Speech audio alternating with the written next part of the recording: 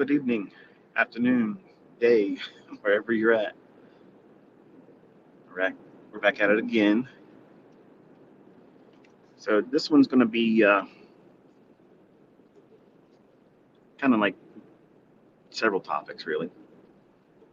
And I know some of you are into all the tinfoil hat yarn, so I'll go over the market stuff first. That way, you guys can be dismissed early.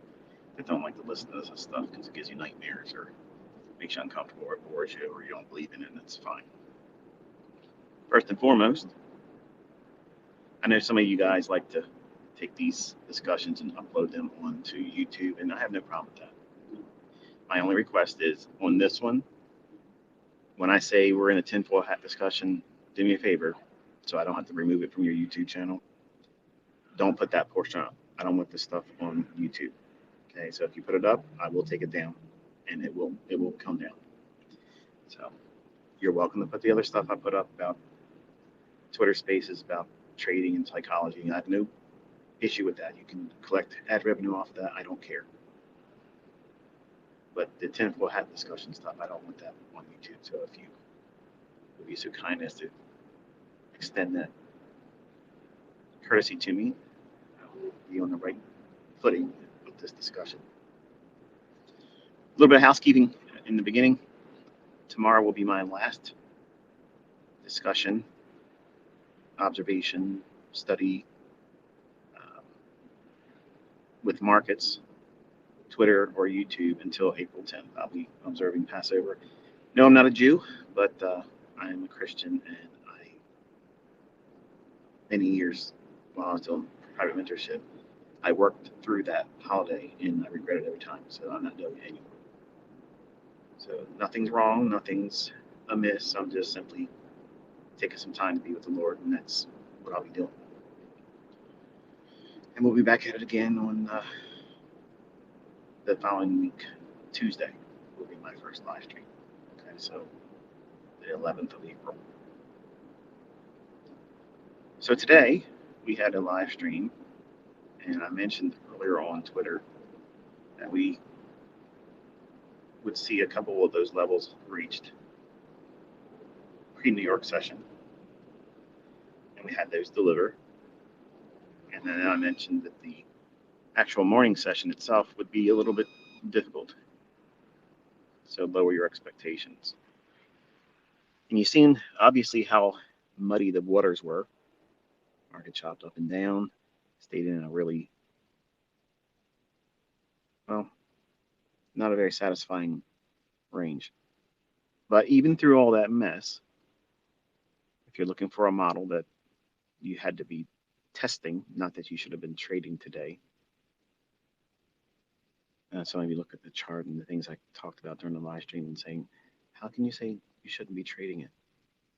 On the downside, you pretty much outline where it would go. Yeah, I do that a lot. And you're going to do that a lot too. And there's going to be times where you'll be expecting certain things to unfold in the marketplace and you won't push the button. And it's okay. There's nothing wrong with that.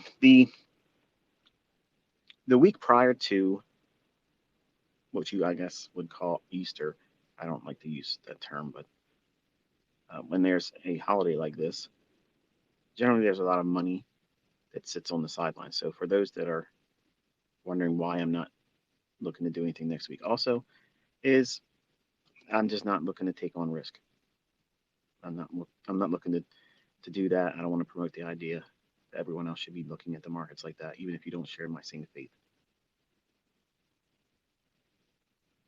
Now, if you looked at what we went through today in ES, we had a lot of confluences why the market would have had a short-term high formed and potentially have the weekly range capped.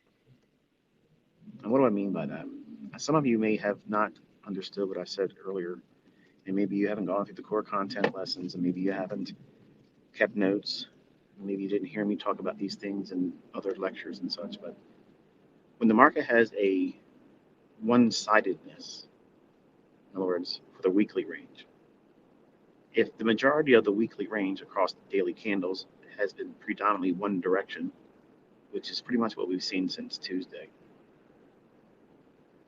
generally, not always, but generally, Thursday's morning session, and this works in Forex too, so don't think that it's just something that works only on futures or index trading. But generally, the New York session, morning session specifically, will tend to create a intermediate term high or intermediate term low. And that may, in fact, become the actual opposite end of the weekly range. Not all the time, but even if it trades higher tonight and goes higher than today's intraday high. I believe the high was 4087.75. So we failed to get to 4088 today. Never printed. But if we go above it overnight tonight, it's okay, because you've seen how that morning session proved to be a tradable condition. In other words, we've seen an intermediate term high intraday, and it traded down to an objective that we were able to outline. You watched me do that in the live stream. And two of the targets, the two of the discount arrays that I outlined, traded to beautifully. And I screenshot it as it was slamming into the sell side liquidity pool.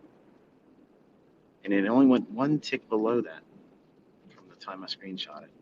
And then it traded right from there all the way back up into the morning range, very close to the high of the day.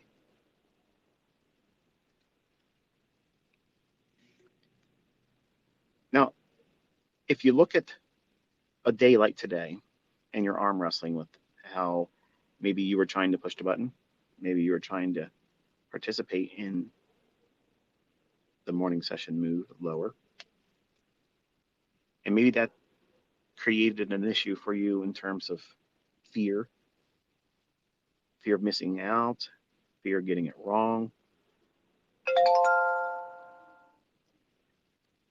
Hold on one second.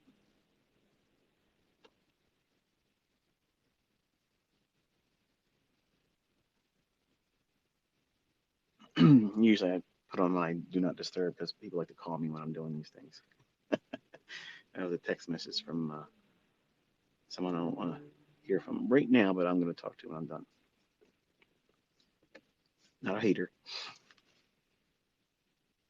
But if you were looking at this morning and you felt bewildered, chopped up, second guessing everything, that's okay. There's nothing wrong with that. In fact, that's how you should feel. That way, you will see it again in the future, and it'll prevent, hopefully, you from doing an over leveraged trade. You don't want to be doing things in the marketplace when it's like that with high leverage, which is the reason why I mentioned lower your expectations. And I read some of the tweets in response to that live session saying that you got chopped up, saying that you're down a little bit, that you're frustrated and you don't know what's going on. Oh, you're pushing a button when I told you not to push a button. And now you're bringing emotions into it. Which is exactly what I said would happen if you did that. Now, for the folks that didn't push the button, you can see how you probably have spared yourself a great deal of aggravation and frustration because you didn't go into it with casino time mentality. You're in there observing, trying to learn. The takeaway from today is, yes, even inside all that mess, if it starts to move lower, we can see where it's going to go. But the problem is you have to wait for a lot of confluences, which they materialized today, as I mentioned, with the S&P divergence and the new week opening gap that it traded up into. All the other factors that were listed in that tweet. But you're not being invited to gamble when it's like that, because it could just as easily went up there and traded above that new week opening gap. In fact, it might do that overnight tonight. What's preventing it? Nothing. ICT's not. You aren't. Your will, my will, or my expectations or want for the marketplace to deliver a specific way. That's not going to be a factor. And today, what we saw in the morning session is a classic depiction of what it's like when the market presents an opportunity for you to hook up an arm wrestling match, your will against its will. And as you can see, the market's will, it shall be done. And if you're not in alignment with it, it hands you your hinder parts, your backside, your tail feathers, if you will. And maybe you thought you saw something today. Maybe you thought you saw something that was contrary to what I was pointing out, and you found out that that wasn't a good idea either. And it's also a learning lesson for you. I talked about that in the live stream today. So I'm not convinced that today scared most of you into being more diligent about picking better market conditions. I think some of you still seeing the outcome of where it traded to later in the day, and down to our objectives that we had for discounts. And you thought to yourself, you know what, I don't think I'm going to be intimidated next time I see a trade like this. I'm going to go and I'm still going to push the button. If I just would have pushed the button today, I wanted to do those trades that he was talking about. And I could have went short and I could have did this and I could have did that. Yeah, you could have. Absolutely could have. And you could have failed. And you could have got stopped out. And you could have got scared because it was chopping around as it was dropping. And what you're feeling and what everybody else is talking about too. Listen, even to the people that don't know what they're doing, they're all saying the same thing. Man, this market, man, this price action, man, this stuff is really upsetting me. So it's not just you, it's not me, it's everyone that's looking at price action. We all see it, we all feel it. Something seems amiss, right? Something feels just a little bit off, like something's not running like it should. And whenever you feel that, whenever you see it or experience it, and you observe it in price action, it's really important for you to, number one, acknowledge the fact that you're observing and you feel that there's something amiss. That's your first indication that your experience is now speaking to you. And then invariably, what will happen is the new students, the new traders, will quickly dismiss that as, oh, that's just me trying to be nervous or scared or second guessing myself. The only answer to that equation would be just to get in there and just push the button. Go with my gut feeling. And then you find out that's not something you should have been doing either. You're not guessing. You're not trying to gamble. The market has to present something logical. So it has to be very clear. It has to be one-sided where it cannot be, and this is what I'm taking you back to in this discussion here. It can't be sold to you in the sense that you can see a buy or a sell. Because if you can do that, that is by definition an ICT low probability condition. And yes, even in low probability conditions, I can see those things panning out just as well as you can too. But the probabilities are not going to be in your favor as if you were looking at a low resistance liquidity run. You see how it took forever to get down there? See how it was a lot of give and take, a lot of back and forth price action, even though we could see the sell side it was going to reach for, even though we could see that fair value gap just below equilibrium. Just because we can see that, and just because you may have the patience to hold through that, I don't want you to focus there. That's not the trade setups I'm trying to teach you. I'm trying to teach you how to find the really fast and loose market where it just quickly, efficiently goes to your target. It allows you to be in the market very little in terms of time, and it delivers exactly what you're looking for quickly, expediently, and near painlessly. Now, I got to be careful saying things like that because it sounds like zero risk, and that's not what I'm saying at all. It just means that when we're trading with the insights I'm trying to teach you, you're going to be looking for setups that are absolutely one-sided. And this morning, hopefully, I was successful in terms of explaining how it could have done both directions until it made that higher high and falling short of the consequent encroachment of that new week opening gap. Just fell short of it at 4087.75. And at that moment, I took you through all the indices, the NASDAQ, the Dow, and the ES. And we had the SMT divergence. We were inside that 10 o'clock hour. We were looking for it to break lower. I explained how I'd like to see the one specific swing low be taken out.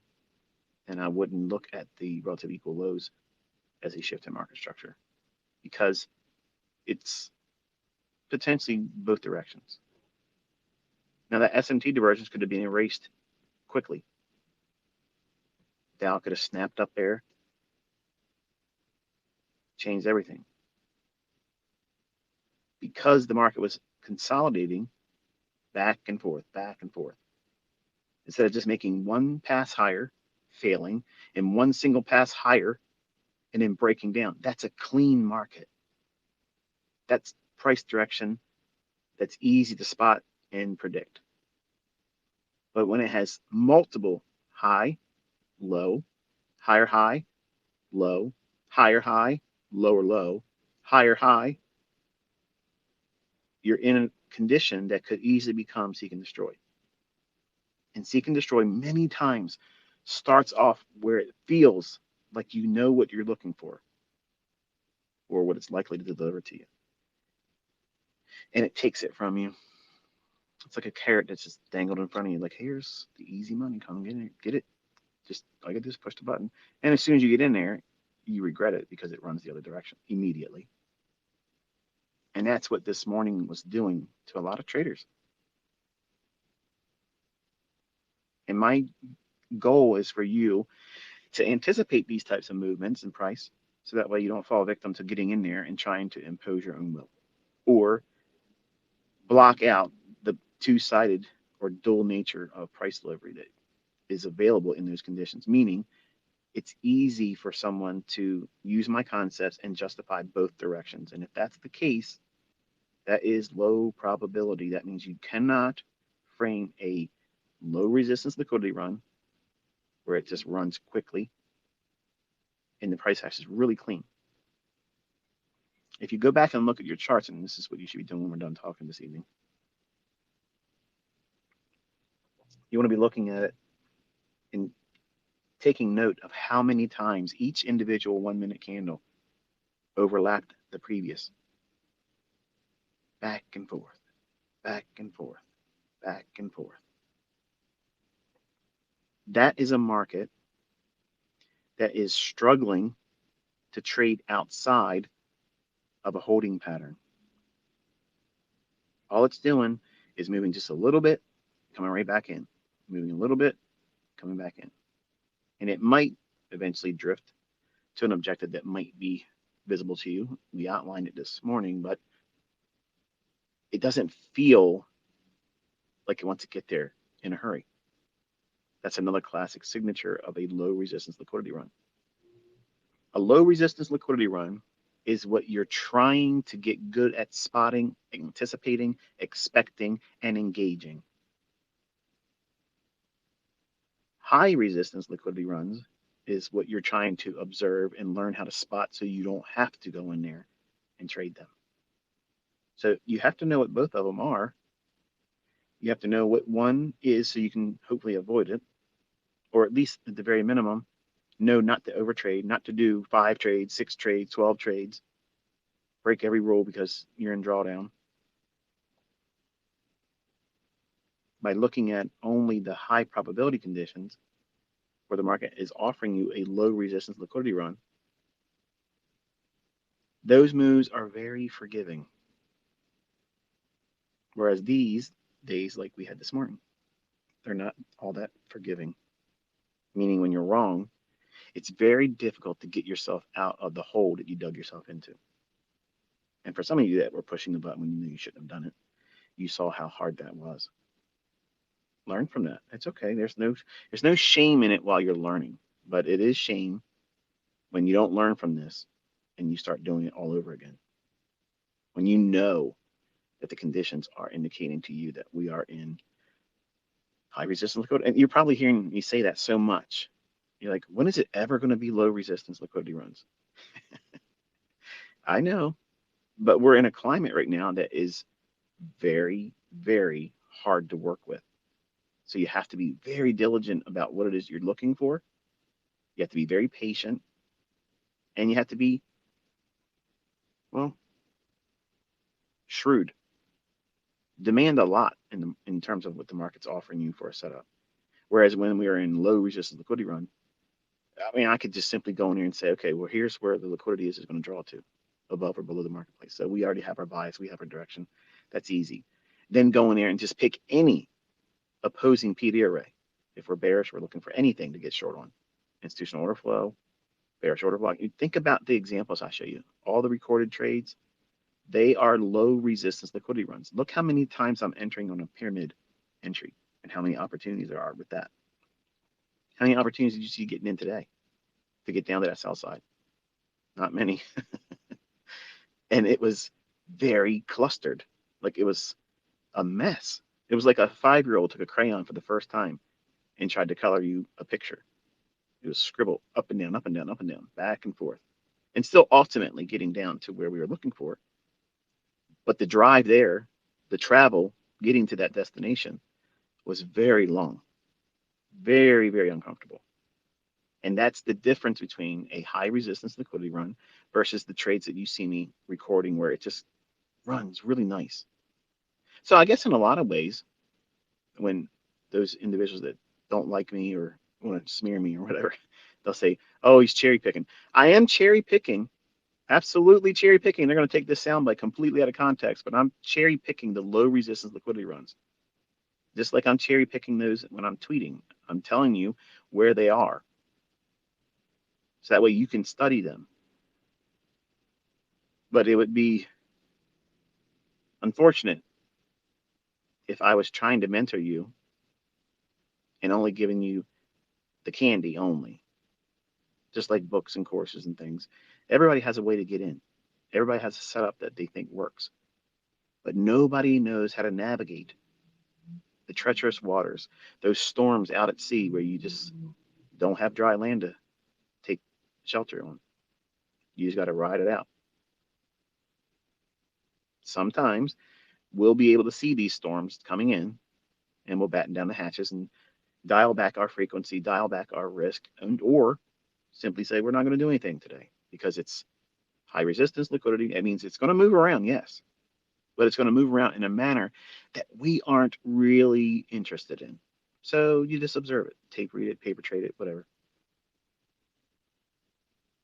But the moves that we're really hunting, that pick up all the slack, that pay for all the times when you're really not trying to engage more than is necessary, that's the low resistance liquidity runs. They're the ones that run 20, 30 handles real quick, multiple entries, all giving opportunity to get on board. Even though they're moving quicker, cleaner, they offer multiple entry points until we get to that that threshold of, if you're bearish, once it gets down into the discount area, then we can't take any more entries because the likelihood of it offering it is going to be very slim. But when you're bearish and we're in the equilibrium or above portion of that price run that we're anticipating, every potential PD array is up for grabs for a short.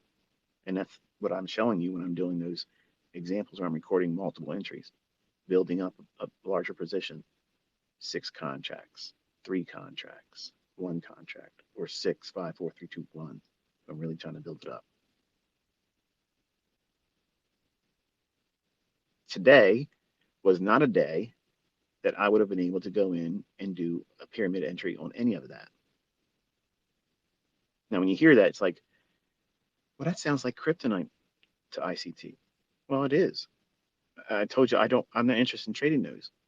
I know where my weaknesses are. I know my weakness in my concepts. I know my weakness in my ability as a trader. I know where I will fall victim to emotion. I'm obsessively compulsive. That means if I do trade in those instances, I will regret it if I do it wrong, which means I'm going to be more prone to do what? Lean on my skill, my ego to try to fix it and try to be finessing some kind of correction in it. And it may not deliver like I want it to. So I'm trying to communicate it to you that this is where I have failed. That part of trading, teaching, this is the part that you really want to pay special attention to because this is where you're going to fail. And if you're new, you don't know that you're going to fail here. You don't know that this is going to repeat in the future and you won't see it coming. And when it knocks you down, it may be so bad of a knockdown that you may not be able to come back from it. It may be too much for your psyche to endure. Think about this, Martin. That was very exhausting, wasn't it? Sitting there together for about 2 hours or so and seeing it do pretty much nothing, just banging around inside a very small range. Do you want to spend your trading day when there's nobody telling you that this is not a good thing to do? It's better for you to just close your trade, close your charts, and go do something else. Do you want to be in that environment with next to no experience with a live account in drawdown? Think about that. That's what I want you to be thinking about today. Some of you did it. Some of you did it to yourself, not listening. And now you know what it feels like. And you gained scar tissue. And it sucks because you didn't listen. And every time you don't listen and you do something you shouldn't do, you're gaining more scar tissue. And that makes it harder and longer for you to learn this when you could just simply just do what I'm telling you to do. No risk. Just observe. No demo trading either. Did you hear me say, take a demo here, take a demo? Nothing. Lower your expectations. Why? I'm preparing your mind to anticipate that very condition. And we saw it back and forth, back and forth.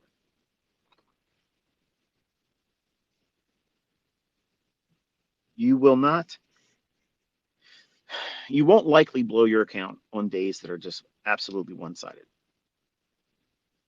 I've had students that have did very, very poorly with their entries because they either waited too long, the market was too fast for their liking, and instead of getting in the fair value gap, it starts moving away from the fair value gap and they get in there. That to me is chasing price. But they will show their results to me and say, hey, look at this. This is what I did. I know I wasn't all that great with the entry, but look what I made. And I have to be honest with them and tell them, you did poorly. You're entering in a time when the market's expanding away from the PDA rate that you should be trading. I mean, if you get real close to the low of a fair value gap and you're bearish, I ain't going to cut you off for that. But if you're like the range of the fair value gap from the highest point and the lowest point, if you're like 1.5 times that range below the fair value gap and you just happen to make money, you're going to hear it from me. That's not what we do. We don't do those things. And that's what my son's trying to do. Like he doesn't trust the fair value gap because he hasn't seen it enough. And he's telling me he wants to do it his way and just give him a little bit of time. If he doesn't do well, then he'll do whatever I tell him to do. Well, I told him, just simply do what I told you to do. Why make this longer than it needs to be? Why put me through all this? Because I don't have the patience for it. I'm 50 years old and cantankerous and I'm set in my ways and I feel like he's just being unruly. But, I understand he's 18, he's doing what he wants to do. I understand that, but you got to listen to me or it's going to be harder for you. And some of you are just the same way, just like one of my sons that don't want to listen.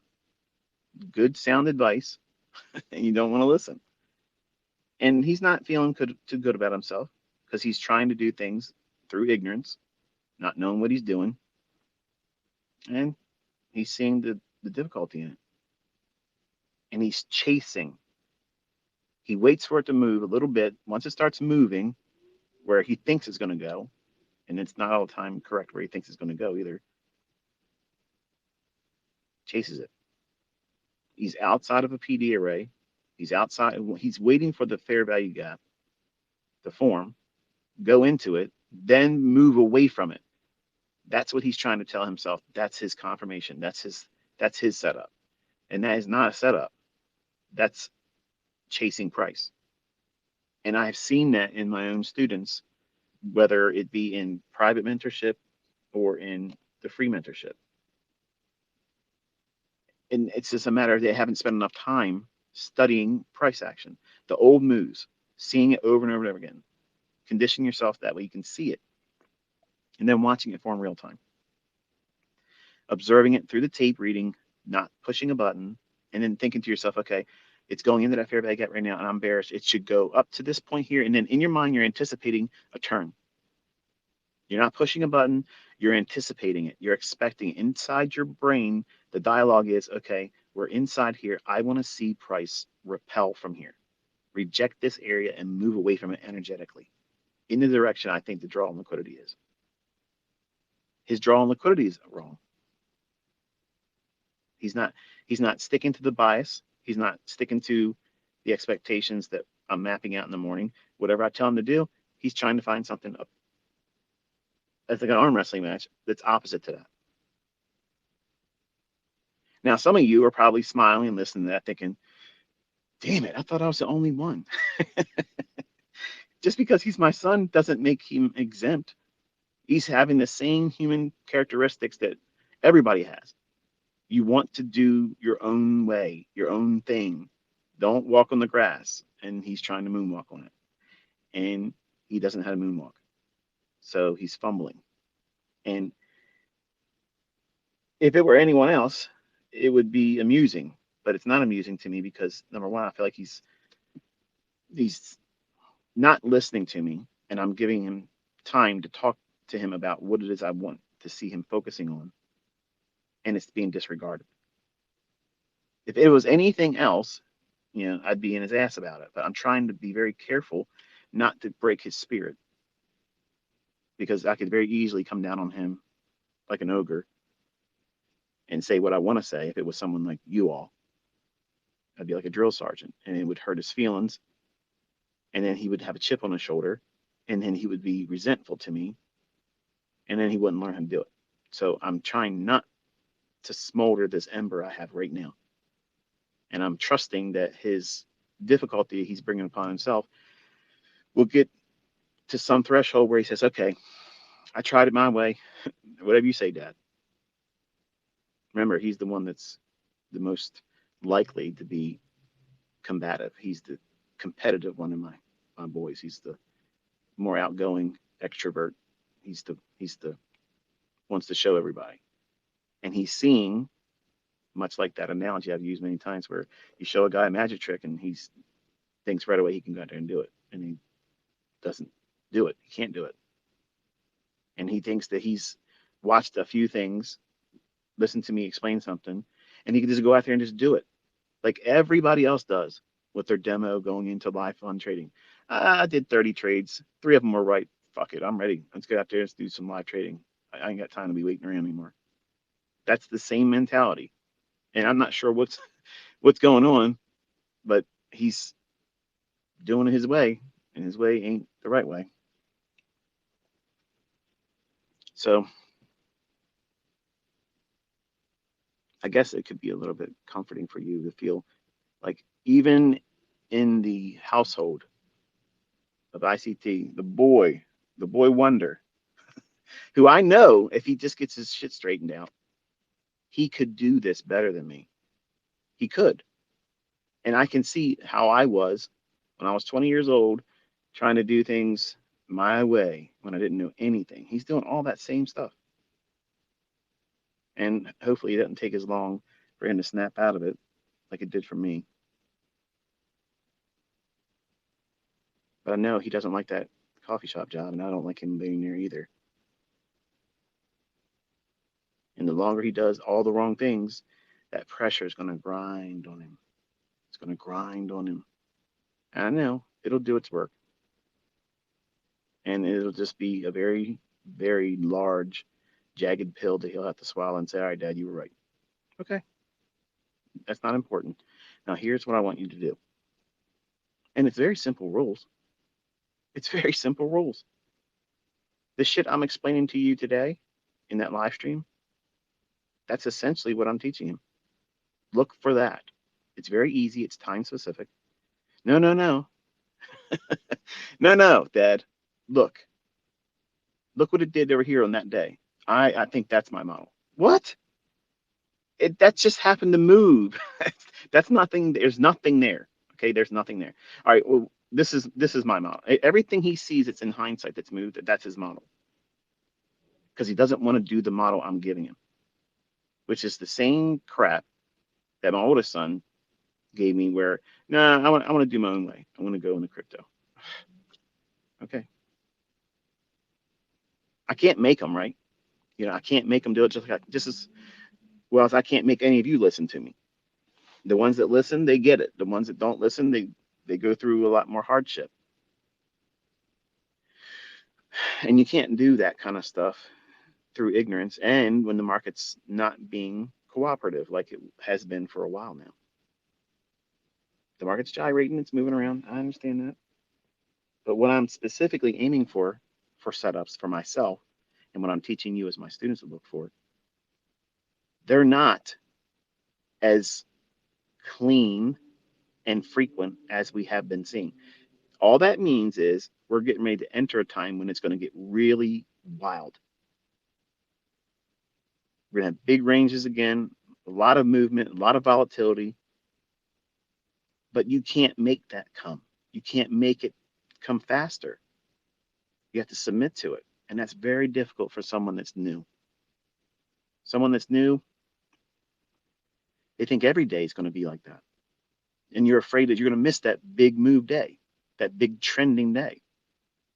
And today, and many other instances in the past where I've lectured and told you that we're going to have, you know, a low resistance liquidity run condition, lower your expectations. And then it delivers like that. That to me is like a superpower for a trader. Like you want to have that skill because that is kryptonite because you need movement as a trader. You need to see pricing that is a little bit exaggerated. That's what you're looking for. You want to see some animation in price that provides the movement that even if you get off on a trade and it doesn't really give you the best fill, it's still okay. You can work with it. In a market environment like this morning, you have to be absolutely laser precise inside of mud and then be willing to sit and endure back and forth, back and forth, back and forth. And I've done a lot of that and it's stressful. It doesn't make a lot of sense for me to be doing that because no matter what you make in an environment like that, even if you're profitable, you feel like you ran a marathon. At the end of the day, which is only a couple hours in the morning session if you're going to be trading, it feels like you worked a 9 to 5 job plus a part-time job with no sleep. Your energy level's zapped because you've expended much more mental capital holding on to something, even though it made you a gain, if it does. You spent so much energy, so much concern about being able to stay with it and will it turn against me and how long you got to wait for it to deliver. Doesn't make any sense to me to do that. I know what I'm looking for. I'm teaching you how to look for the right ones to zero in on those days.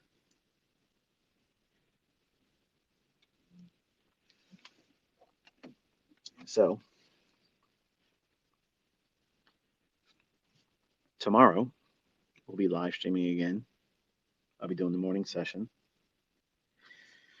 And we'll be looking at I'm probably going to start the stream at like 9:45 because I want to see more specifically the 10 o'clock to 11 o'clock conditions. So I don't really necessarily need the opening range. So we'll start that live session tomorrow at 9:45. Give everybody a chance to show up late like you do sometimes, just like school and work. I don't think I don't see that. And then when we're done with that tomorrow, because I'm doing this Twitter space here now, that will complete my time with you all until we get to the other side of Passover. Which brings me to the discussion now, tinfoil hat discussion, or the tinfoil and yarn. So anything past this point, folks, if you would please just try not to include this on your YouTube channel. I get messaged with people thinking that I have a problem or would have a problem with you uploading the Twitter spaces. I never have an issue with that.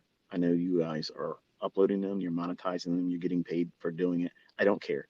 I don't want them on my channel because I use language that I really don't want on that YouTube channel.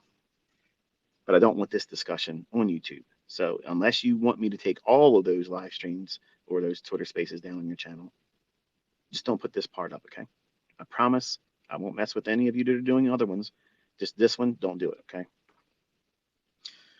So I'm not sure if you've been paying attention or not, but a lot of countries are de-dollarizing. They're not trying to do business with our US dollar here in the States. So right away, some of you are going to be like, oh, this doesn't have anything to do with me. Good. Go watch something else. It will be something you're going to be concerned about, I promise you, because there's going to be reverberations across all the markets. But last summer, I remember sitting in a parking lot, much like I'm sitting now. Not in the same place, but I talked to you all about how when we get into March, April time period of 2023, you're going to start seeing signs that are going to be undeniable. And then you're going to start paying attention. Because right now it just sounds like tinfoil hat. And it doesn't make any difference what I say, because it doesn't most likely pan out. Because it's a conjecture. It's something that you're going to view, if some of you are listening to this and don't understand what I'm talking about, you're going to say it's fear porn, okay? Or it's conspiracy theory, or it's just trying to incite fear. I'm not trying to incite fear. I want you to be aware and prepare. That's all. You're not going to stop it, and I'm not going to stop it, just like I said last summer. My personal students, longer term students, they know I've talked about these things coming longer than last summer. This last summer, I just made it open. Talked about it publicly in a venue like this. But we have been watching these things for years come to fruition. And here we are. Here we are.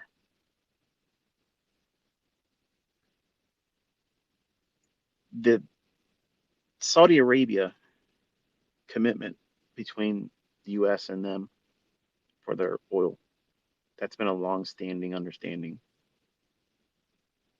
When Nixon took us off the gold standard, really we didn't have anything behind our dollar. And then it became the petrodollar, because we told Saudi Arabia, we're going to protect you from no one, because nobody was trying to do anything to them. So that's a mafia shakedown, basically. And you're going to have to sell your oil in dollars. So whoever wants to buy your oil, they have to convert it to US dollars, which artificially keeps our dollar in value and keeps it in circulation and provides worth. Whereas otherwise, it's still a paper. This whole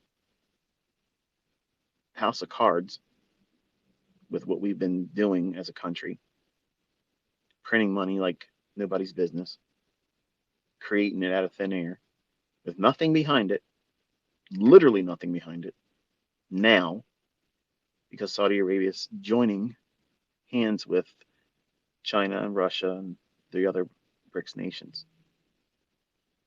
And their common goal is to move away from the Western approach to commerce, banking, trade, and removing the dollar.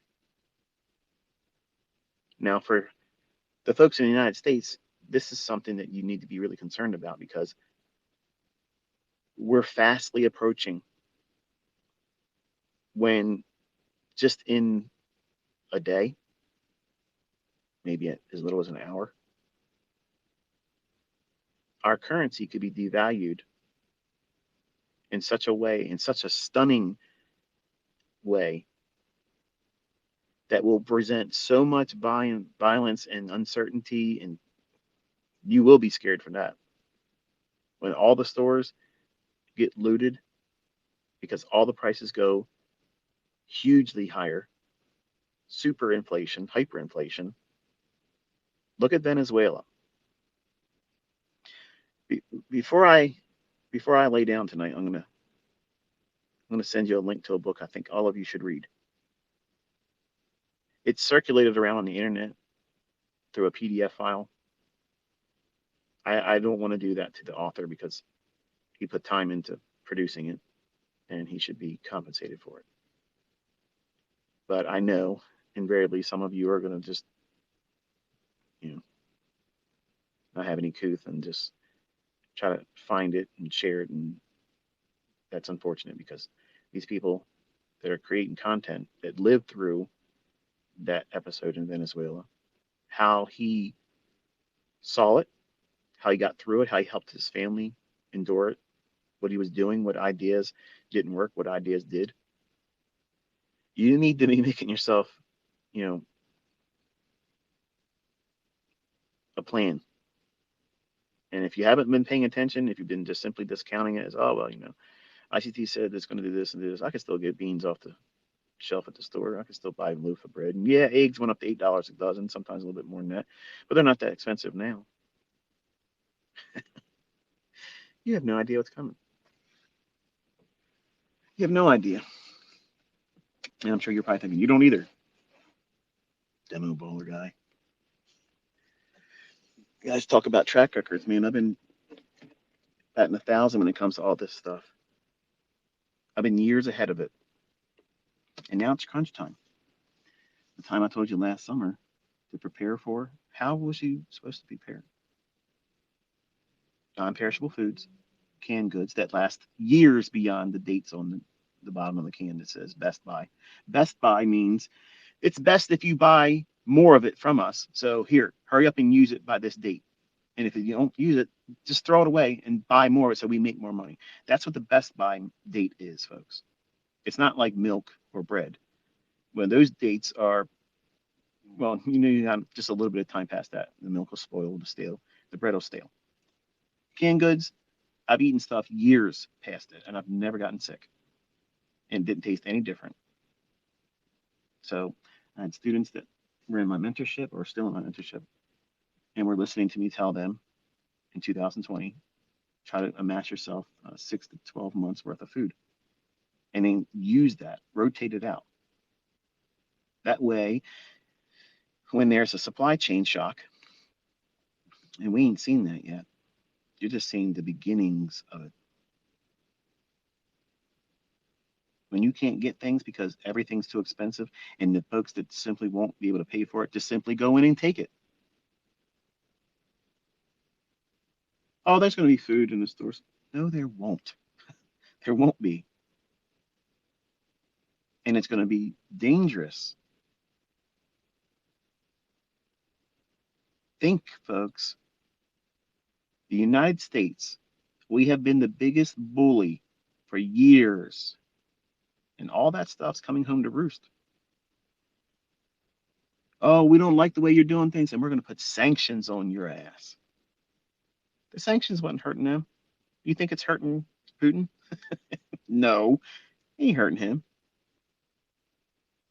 But it sounds good to the media viewers here in the United States. Oh, yeah, we're putting it to them. You're not doing anything to them. They're literally crushing our economy, they're crushing our monetary system. That's what's coming, folks. All of these nations are coming together. Okay. And if you are a person that has ever read the Bible, and I'm not going to preach too much here, but I'm just going to toss this out there for the folks that are privy to it. You hear all these stories about it's the United Nations, that's the beast system, or it's this and it's that. No, you're watching it happen right now. The fourth and dreadful beast of Daniel chapter 4 is these BRICS nations coming together. Look at their countries, animal, Russian bear, right? Chinese dragon. All these nations have these these figures that draw in an identity to them. This fourth beast that's coming together, okay, it's unlike any other beast, and a beast is a nation. That's what the whole scripture talks about. So without sounding too churchy, just understand this. We're watching something that nobody saw coming. Everybody writes prophecy books and stuff, and they were writing them before Israel became a nation again. And until Jerusalem became its capital again in the 6 Day War, all those prophecies, everybody had no idea what they're talking about because God's timepiece did not start until then. And don't send me your emails and tell me you wrote books and you've been watching. I don't want to hear about all that. Okay. I don't want to hear about it. If I'm wrong, I'll be wrong. But what I'm telling you is everything, everything that we're about to see was already foretold. And these nations are going to bring Mystery Babylon, which is America, down. There's no other nation on this planet that meets the characteristics of the United States. We don't produce anything, not anymore. We consume. That means we buy. We do trade with everybody else in the form of imports. So we are a consuming nation. But we are Mystery Babylon. That's the way it is. What makes us mysterious? Mysterious is because look what happened to us. We were elevated to a superpower. We were the police and mafia of everybody's country. We didn't like you as the president. We went in there and we overthrew your leaders for the sake of democracy. We're going to spread some democracy in your country. That's what we're doing. How long do you think that was going to go on before these other nations, these other superpowers, India, China, and Russia? Look, listen, folks, listen. I'm an American, okay? And in my heart, I'm a Billy Badass American. I am just like everybody thinks Americans are, okay? But I'm also practical. We are Billy Badass G.I. Joe. We are. But who we have leading us right now, we are a limp fucking noodle. We're not doing anything for our own country. We're not improving the shit that's being tore up. Everything that's going on right now is a controlled implosion. It's being done on purpose. And some of you are just walking around pretending like everything's normal. It's just whatever. It's the left, it's the right, it's the extremist, it's the that, it's the other. No, no, no, no. All of this is happening. And when this country, America, falls, and it is, all the people, all the countries, the merchants that were far off that did trade with her will mourn because she's no more. They can't sell their goods to her anymore. Why? Because we're fucking broke. We're broke, okay? I am a multimillionaire, but I'm telling you, what's coming won't keep me in that state. And I don't have an answer for it. Think about that. All these people are, I'm rich in Bitcoin. You're fucking going to lose your ass too. Everything that they're doing is going to be smashing any form of currency except for what they're bringing. You're not going to hide from it. You're not going to escape it. So what should you be doing? You should be buying food, medicines, things that creature comfort things, not potato chips and fucking bonbons, but things that you need around the house while you can get them. But I don't have that much money, ICT. What do? Buy food, non-perishable food.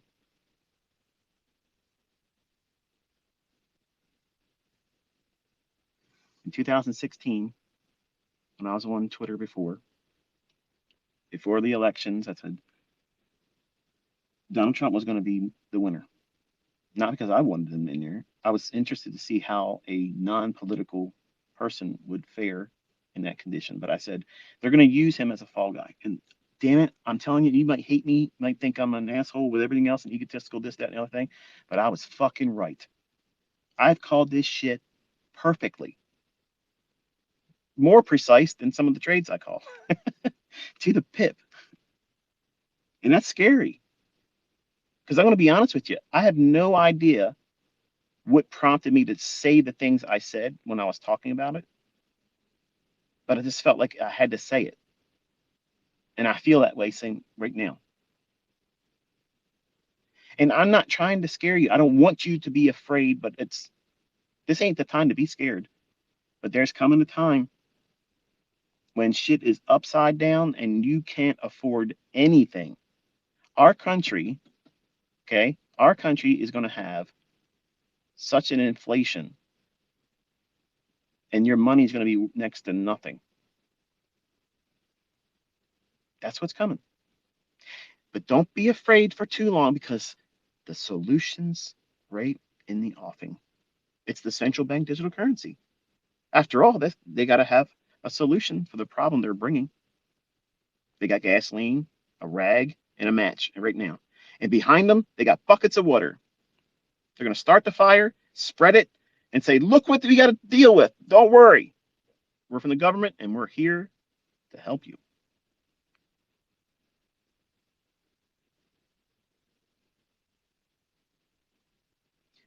The fact that I'm talking to you on this app right now, I'm not confident that we're going to be able to use this app soon, or at least talk like I'm talking.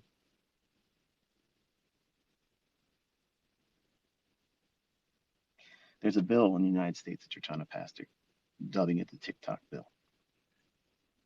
That has nothing to do with TikTok. It has everything to do with spreading information, sharing information, and proving the shit that you're enduring where you're at is really happening. Censorship in the most extreme manner. That's another reason why I want to get off of Twitter. I want to be done in November. And I'm hoping I can get everything done by then. Because the topics I talk about, the things I say, that puts a bullet, hopefully it's not a bullet. Instant death, instant glory. I ain't too afraid of it. Fuck off if you think you're going to bring something like that. But I don't want to put a bullseye on me needlessly. Not when it's open season for all that shit.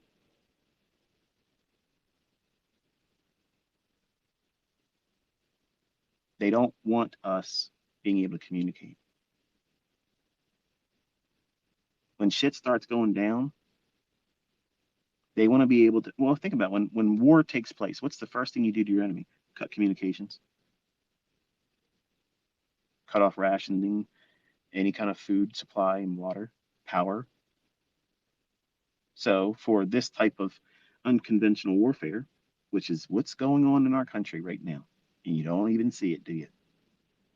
All these food plants that are blowing up and burning down, fertilizer companies catching on fire and blowing up with no intentions of reopening. Who the hell does that? Like fertilizers are going out of business. Like there's no more need for fertilizer. Yeah, it blew up. Fuck it. I'm not going to start another one. I'm not going to restart it. It's just we're done. Really? All these train derailments. It's interesting. Kentucky came out and said, well, here's what we're going to do. We're not going to be doing all this bullshit that the federal government wants us to do, and we're going to ban this and ban that, and you're not going to be able to do shit in Kentucky. Well, what do you know? The very next day, a fucking train derails, and there's toxic fucking waste pouring out. Mm-hmm. Random, isn't it? I have a lot of friends that talk about how I'm going to move to Florida. I've been down to Florida. I've been down there for a while, and it's too fucking hot. It's too hot, and there's a lot of bugs down there. And there's a lot of people that move down there thinking they're going to escape all the tyrannical bullshit, just like down in Texas. Well, Texas has its own problems. It has all these people coming in across the border, a lot of crime, a lot of shit going on down there. And Texas and Florida is where all the shit's going to go down because that's where they've allowed all the people with that mindset to go there. All the mindset of I don't want to be part of this group, so therefore I'm going to go down there. Why do you think I'm in fucking Maryland? I can afford to be anywhere I want to be, but I sit right here because I'm not going to be like the herd and run to Texas and run to Florida because that's where all the shit's going to hit. Take my word for it.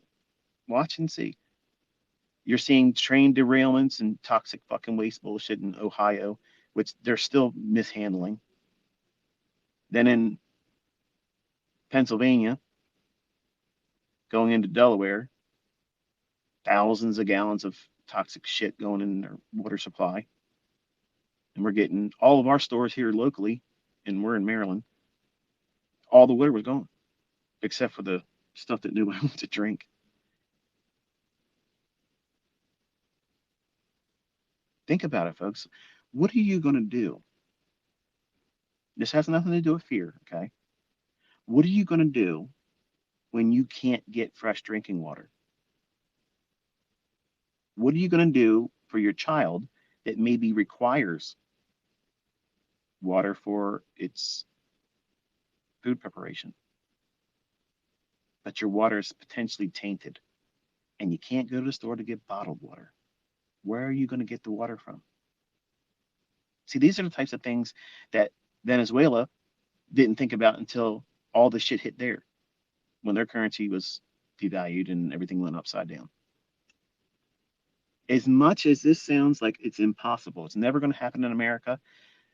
If you are thinking that, really, really take in how much the world is moving quickly to try to get this shit done, being de-dollarized, not using the dollar for anything. What is our dollar going to be worth when every other country says fuck off? The toilet paper that you wipe your ass with will be worth more. Food, you won't be able to afford it. There won't be a lot of production of a lot of shit. And crime is going to go through the roof in every fucking state. Every one of them. And when it starts, people will want to mobilize and they'll start wanting to do these things that the government doesn't want us to do. Over in France, they're raising hell over there. Bet you didn't know about it.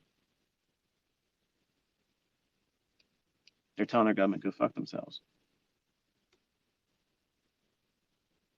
They're raising the retirement age by 2 years or something to that effect. And they're telling them all about it. Like, no, we're not going to let that happen quietly. When there's these uprisings, okay, other countries, I'm not going to sit here and list them all off here, but there's a lot of shit going on in other countries where people are coming together and they're basically saying, we're not doing it your way. And I'm not trying to rabble rouse. I'm not saying that you should be doing that. I'm just saying, what are you going to do when that shit happens in your neighborhood? In stores, gas stations are not in operation. What are you going to do? Because that's what's coming. That's the science fiction level shit that's coming. It's going to be hard. It's going to be uncomfortable. There will be sleepless nights because you'll be afraid that people are trying to get into your shit to take what you got. And do you have precious metal in there that you can ventilate them if they try? You might not like firearms.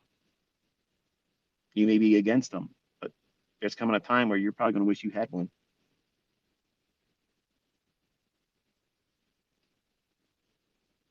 It's going to get dangerous. It's going to get unruly.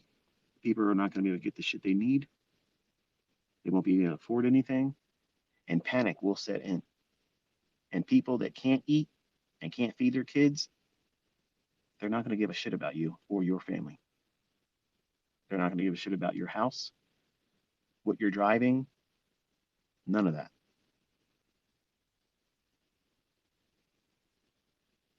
We're entering a time that's going to be very, very dangerous. And you need to take advantage of the time right now while you can and get what you can. I understand food's expensive, but canned goods, they last a long time. And a lot of those foods, you can eat them right out of the can. They don't have to be heated up.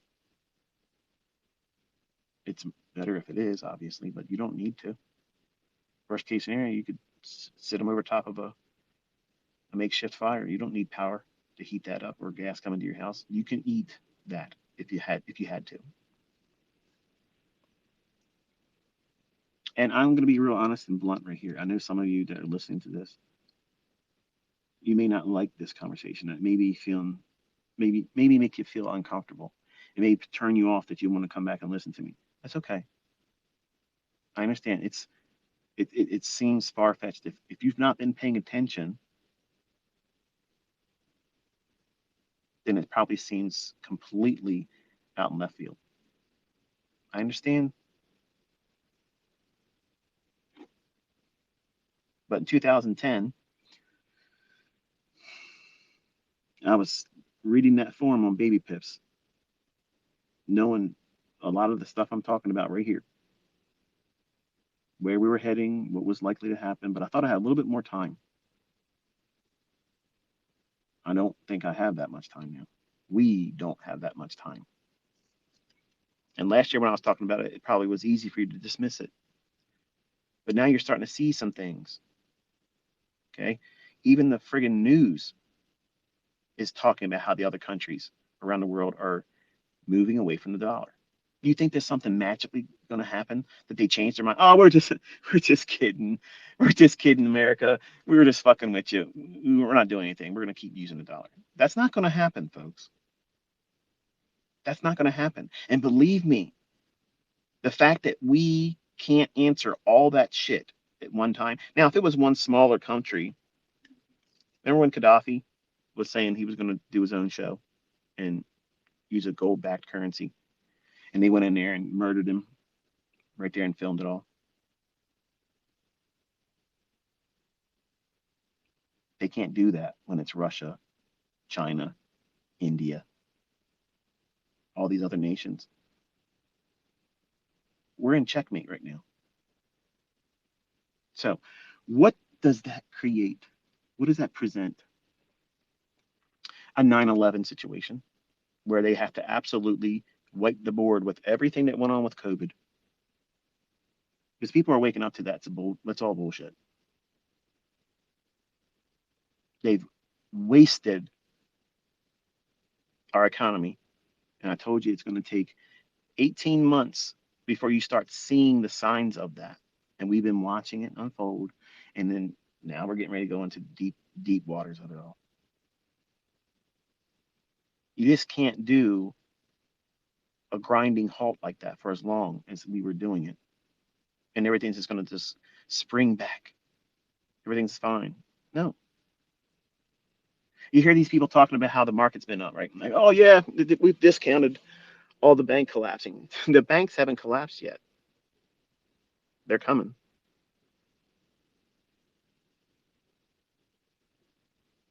The fact that these guys in Silicon Valley Bank were pulling their shit out and they're trying to dismiss, oh, that's the reason why your money's safe. Let me tell you something, okay? I have millions of dollars and I know my money ain't safe. It's not safe. I have no idea how it's going to impact the lengths of how far this kind of collapse shit will happen. I just hold on to it loosely. My happiness, my life doesn't revolve around money. It doesn't. It never has. If it did, I'd be out here flaunting it all the time. I'd be out here doing things that everybody else can't do. My life has been about preparing, obviously, for this type of stuff here and relationships, my family and the close friends that I have, and all of you, my internet family.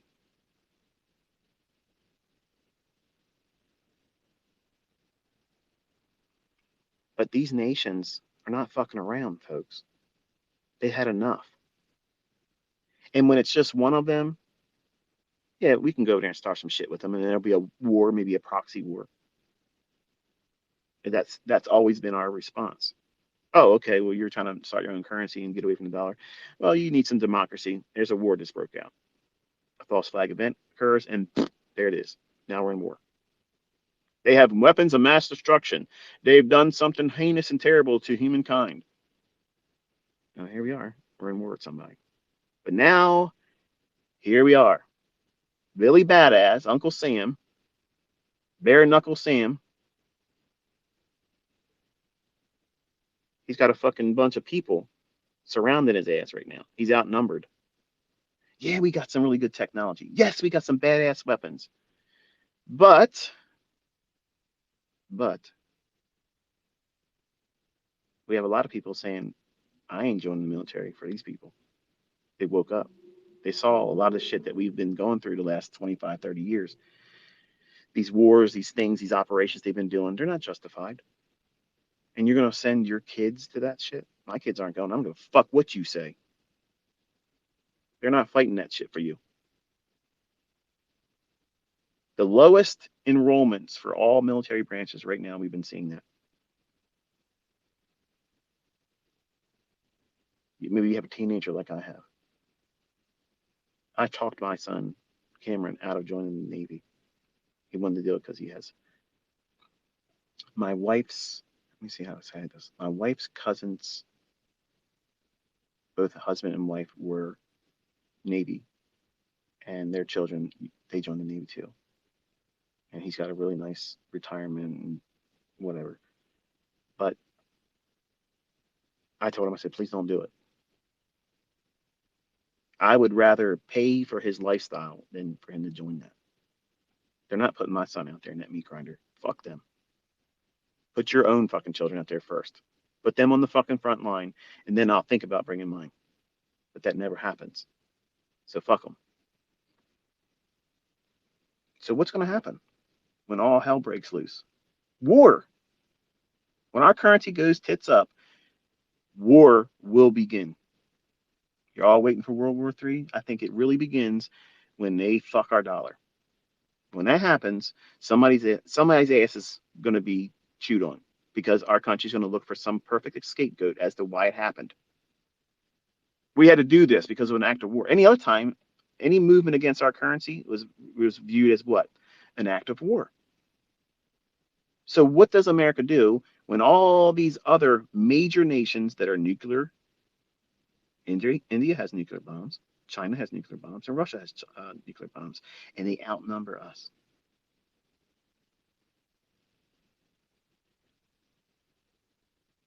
We can say all the shit we want. We're going to do this. We're going to put sanctions against you. We're going to send money, taxpayer money into Ukraine, and we're going to beef up this and beef up that. They're fucking laughing. They're literally laughing. They're like, you have no idea the chokehold that they have on American dollars right now. The influence that all these other nations are having on other nations that have yet to join their movement with the dollarization, it's gaining momentum. And there's a lot of little small countries that may not go along with it, that maybe we can, you know, encourage, or maybe they just think that it's better if they keep the side of the United States. But most of these nations aren't doing that. And the ones that mattered most have already put their middle finger up and said, fuck off. And I told you last year, watch Saudi Arabia. And here they are. They're making the move, saying, you know, yeah, to South Africa, you can buy our oil in your own currency and not use the dollar. Oh, really? Really? So you're going to see all these little proxy wars spring up, okay? Because we're not going to go over there to Putin's backyard. We're not going to go over there in China. We're not going to be dropping bombs in those countries. We're going to do these little side alley squabbles because we can't afford to have a Russia, a China sending ballistic missiles over here, which comes to the necessary evil. There has to be a monster, there has to be a boogeyman. And in September 11th, 2001, we were told, and I believed every bit of it, that Saddam Hussein had weapons of mass destruction. And I was pissed off at everybody over there. I wanted to see everybody get bombs dropped on them. And I ain't ashamed to say it because I believed the bullshit that was being told to me. I had anxiety. I had agoraphobia. I was a mess. So all that shit had a major impact on me. I don't buy into that bullshit no more. If you keep seeing it over and over and over again, and you start understanding what it is that they do, you don't fall victim to it anymore. You're awake to it. But if you constantly keep your eyes closed and your ears plugged up, and you don't want to listen and really see it for what it is, it's easy to dismiss other people and discussions like this as this conspiracy or crackpot ideas. But we are at a precipice right now in the United States. I'm literally looking around, everybody driving their cars around, going in and out of these businesses and shopping and shit. They're just oblivious to what's going on. Like they have no idea that the money that's in their bank account is moments away from fucking worthless. And there ain't nothing any of us can do about it. That's insanity, right? Like we've allowed ourselves to get to this point. We've allowed these central banks to just print, pull it out of thin air.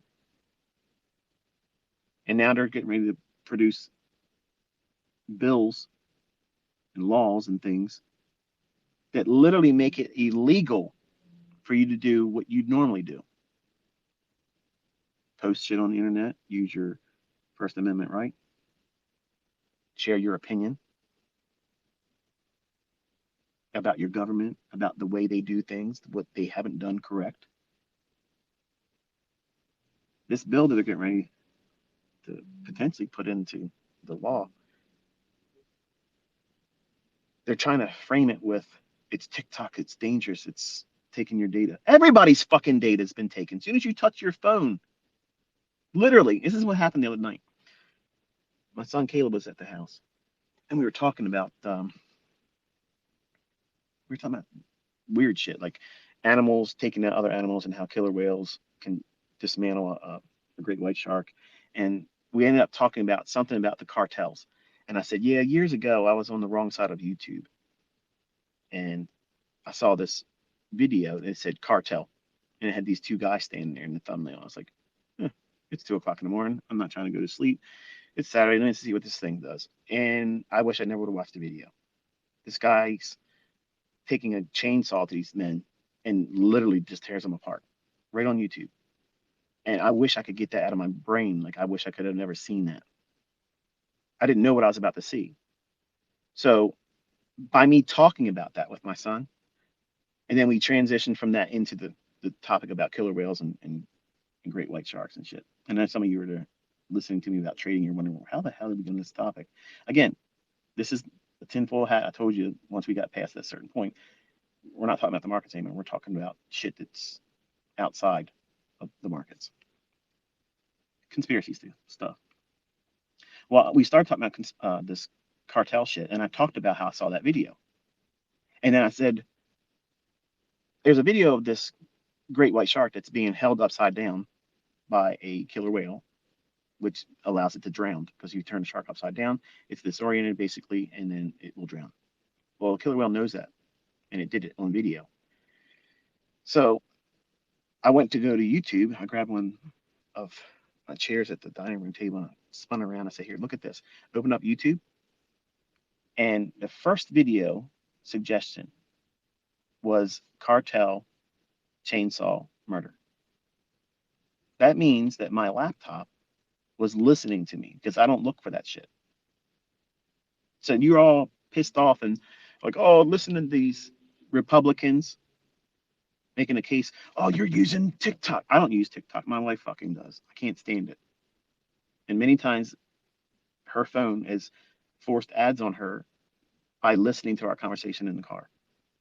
All of a sudden she's looking at shit, saying, look at this. We were talking about this in the car just 10 minutes ago. Yeah. These fucking devices are literally bugs.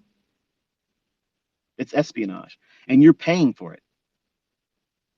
And they're entertaining you with all these fucking toys and games and things, these apps that keep you distracted from really what you're doing. You're carrying around a listening device that tracks every fucking thing that you're doing with your finances, what you're looking at, where's your attention, what are you looking for, who are you hanging out with, who's your friends, everything.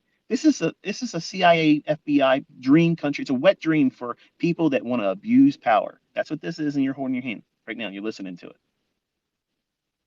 And you're allowing these politicians to tell you that they're going to save you from China's TikTok listening bullshit because it's stealing your data. When Zuckerberg has fucking been selling your shit for profit, and why didn't you get a cut of that? It's your shit, right? Your data isn't your property. And they've changed the laws and made it seem that that's the way it is now. They own you. They own your information, not you. These are your choices that you made on the internet. But their data that they collected from you, they own that. That's intellectual property for them. And they're trying to say that TikTok is the issue. Now, I don't like fucking TikTok.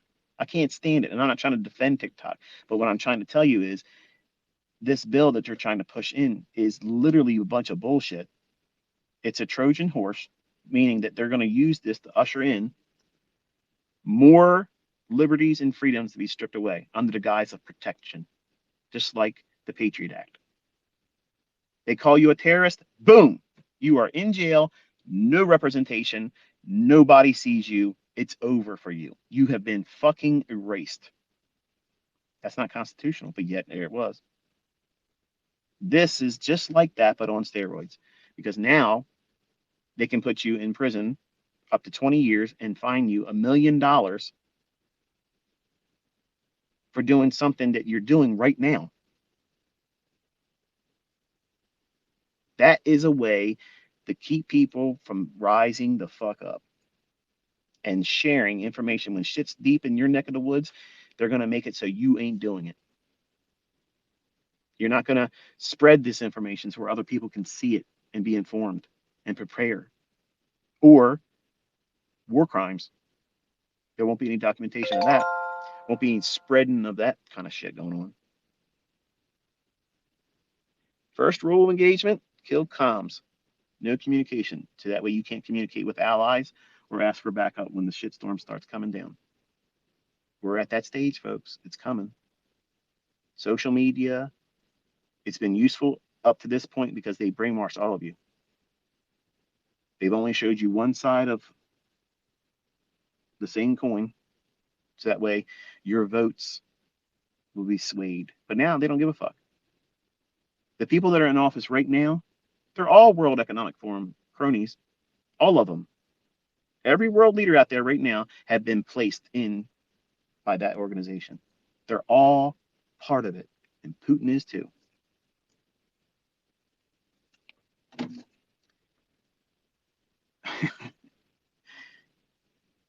it's it's madness. Like literally, the inmates are running the asylum. And there ain't a fucking thing that any of us can do about it. You're gonna rise up. Oh yeah, you're gonna form your militias and do all that 1776 bullshit. That's exactly what they want. They want that to happen. They exactly want that because when that happens, martial law is instigated, and then bang, we are now a police state, and they will never go away.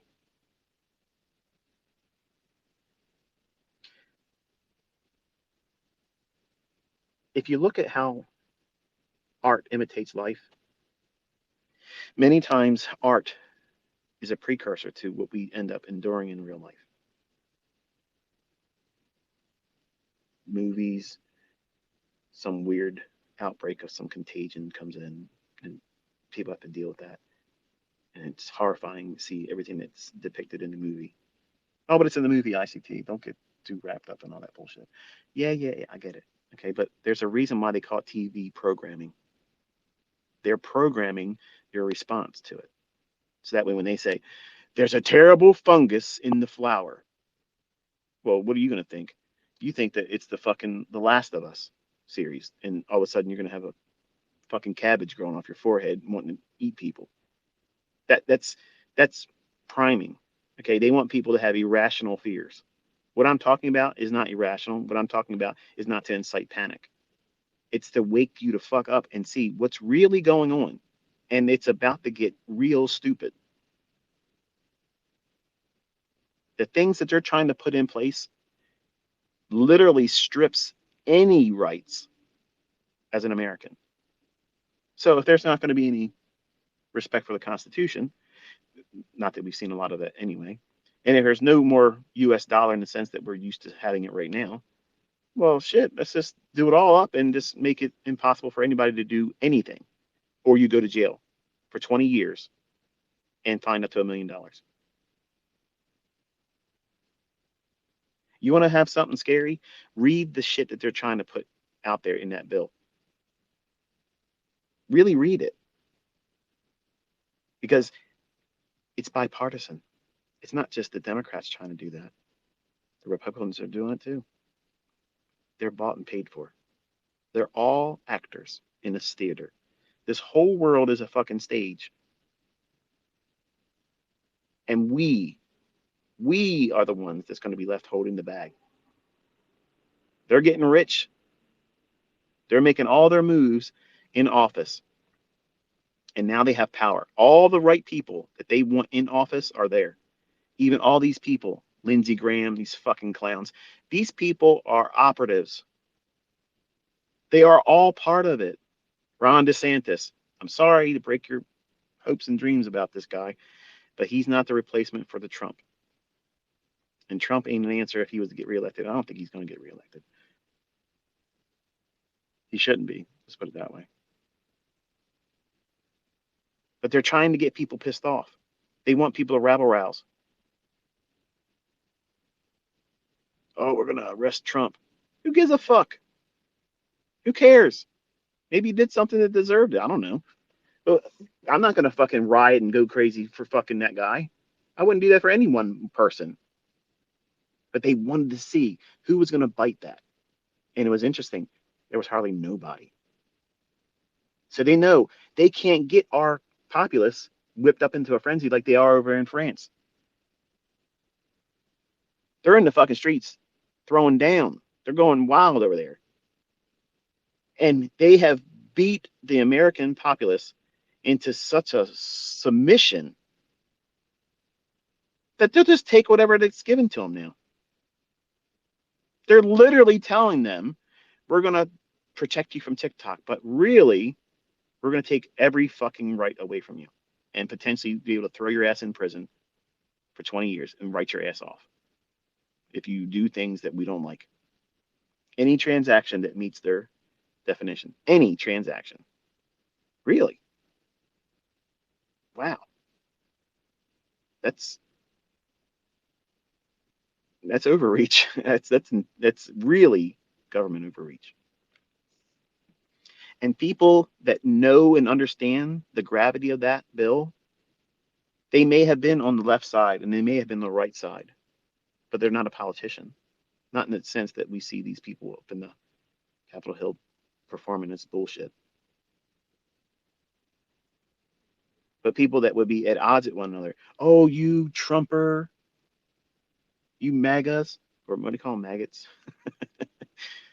And then, oh, you liberal left. You know, that's exactly what they've designed. They have been making it so that way you and I are always at each other's throats, because then you'll never see them for what they are, the problem. And just stop listening to them. Just stop listening to them. You don't have to go out there and burn your cities down. You don't have to go down there and tear up shit. Just don't listen to them. If everybody doesn't listen, they're powerless. But they're going to create and whip up some kind of fear. And what is worse than a plague that's going to kill you if you stand up in a restaurant and breathe? Think about the fucking nonsense that they tricked people into believing. You could go into a restaurant, you could take your mask off and eat, but you fucking stand up without that mask, you're a dead man. You're a fucking dead man. That thing will be waiting for you as soon as you stand up. and you're not wearing your mask, you're fucked. I literally see people around my neighborhood, and these people are upstanding folks. They're driving around in a car by them fucking selves with a fucking mask on. Some of them walk around with the mask still, and they have a visor, the plastic shield thing, so that way, I guess, it's extra protection. They're mentally scarred by all this stuff. Yes, the flu kills people. I got it. Okay, I got a real bad case of it. I lost my ability to smell and taste for months. I burnt an orange, bit into it, gone. I have all my taste buds back, and I could smell fine.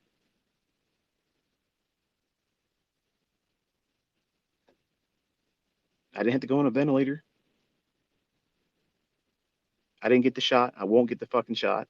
And I don't care how your feelings about that is. I don't care. I had doctors in my fucking mentorship that were literally arguing with me in the fucking emails.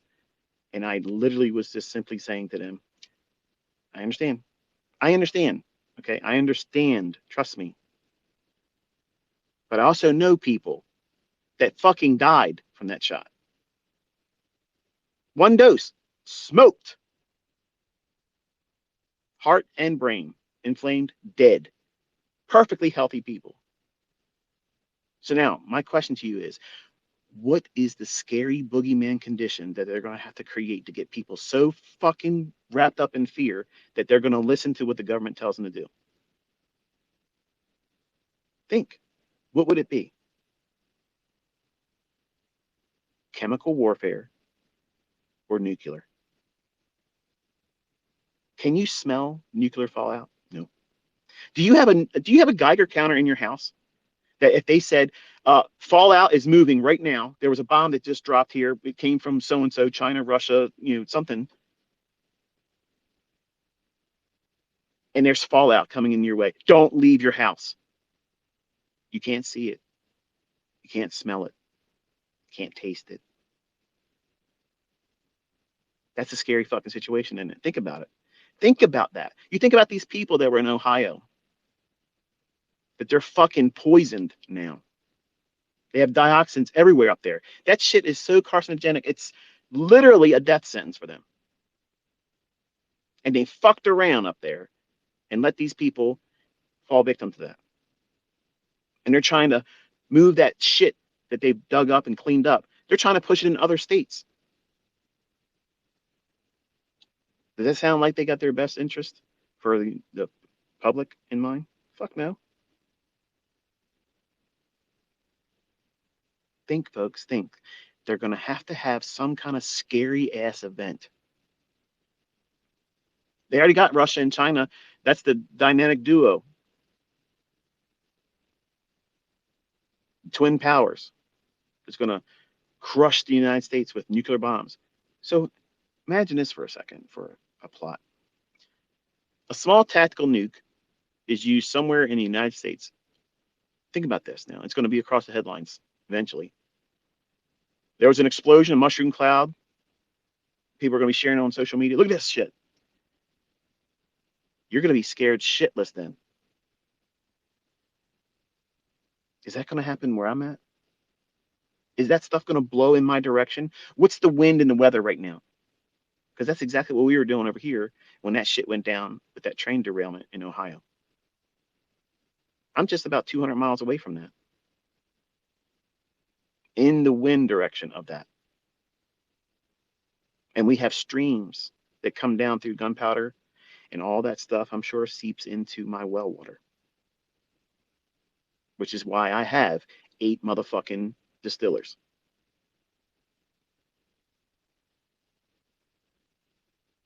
We don't digest or ingest our water unless it's filtered through a zero water filter, so I can get the majority of the particulates out of it. And then I distill it. And then I store it in glass. I don't fuck around with that stuff. And reverse osmosis ain't enough. And what are you going to do when you don't have the salts to use for your reverse osmosis? You're fucked. You have to have a way of doing it. And I have 2 moonshiners distillers. Not that I make alcohol because I don't drink, but I keep them as a backup. So if I do lose power, all I need to do is make a fire underneath them, and I'm distilling water too, 2 gallons at a time. That's 4 gallons each time. Maybe you don't have the money, the funds to do these types of things, but you need to start networking with your friends and family because you might not be able to do it by yourself, but you need to be making your close friends and family aware of the shit that's about to happen. And you don't need to be a crackpot. You ain't got to be fanatical about it and panic. Just simply look around and see what I'm talking about. See if it's not really going on. Because if you can't see it, then I'm pulling you out of my ass. And you shouldn't listen to me. Don't even come back to my channel. Don't look at me on Twitter. Just write me off as a crackpot. That's okay. But I'm convinced that if you just start taking a look at the things I'm talking about, the writing's on the wall. It's happening. It's coming. Okay. And most people are not prepared. And that to me is scary. Because I've had literally people quit my mentorship over this topic alone. Who gives a fuck how right I was about calling the market? Who cares? This was a division that they couldn't deal with. It was like, nope, I'm not talking about politics. Did I say anything about fucking politics? Did I say who I'm voting for? Because I've never voted in my life. I've never voted. It doesn't matter. It's a selection, not an election. And every country has been exposed now as all of these elections have been fucking rigged. Who's been doing it? The World Economic Forum. They've been doing it. They put who they want in there. You hear these people talking bitch about all the time. I've done it too. Like, out of all the people in the United States, that's the choices we have to pick from. All these fucking clowns, that's the best that we had to offer. No, come on. Something's wrong here. Social media alone. I mean, think about it. There's a guy that's he's real popular on TikTok. My wife shows me his stuff all the time. Look at this guy. He goes to a restaurant. Yeah, I think his name's Keith. Keith or Kevin. I think it's Keith. He's a black gentleman. He's, very mild mannered, and he gets out there and says, "Look, I'm going to go here. I'm going to try it." And then if he says he likes your shit, all of a sudden you have business out your ass. Okay. Well, I'm not sure where I was going with that. I don't know where I was going with that. I just lost my train of thought. It'll probably come back to me. But oh no, oh man, this rarely happens to me. I have no idea where I was going with that. Damn it. It's probably really good too. Well, it'll probably have to be a Saturday Twitter space then in a moment. Part two. The, anyway, I want you to have at least some chance of making whatever readiness you can. I've had lots of people. Um, I think that's where I was going with it. I had people quit my mentorship because they thought I was being political, and I'm not political. I'm anti-political. I'm not even an independent. I don't have any faith in the voting system in any country. I believe that governments are not doing the best for our sakes as a populace, as a public, the community of our individual nations. I think that we are victimized and they keep us at odds with one another through racial division, cultural division, status, the rich against the poor. I'm rich and I spend more time with all of you than I do with my family. Think about that. I don't fit that mold. None of those things that I don't fit any of that stuff because I'm completely outside of all that horseshit. I'm an independent free thinker and I try to inspire everybody I come in contact to be the same way. Be tolerant of everybody else's differences, understanding that, we're not all gonna like every aspect of us. And just like there's certain things about me, I'm sure that you don't like. But my intentions for all of you with the time that you spend with me is to make you better prepared for everything. And I may not be successful. And I hope you don't judge me on the fact that this is something that I might not be successful in preparing all of you for. but it's at least giving me a clear conscience that I'm trying and I'm working my ass off to do it. The only way I can.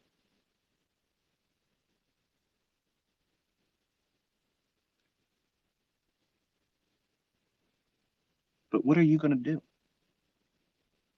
You're just going to say, well, I'll deal with it when it happens. That's not that's not responsible. You can't just turn your head away from it and think, well, as long as I don't pay it any mind, it won't stress me out and I ain't got to worry about it. Because then when it really hits, the gravity of your ill preparedness will paralyze you.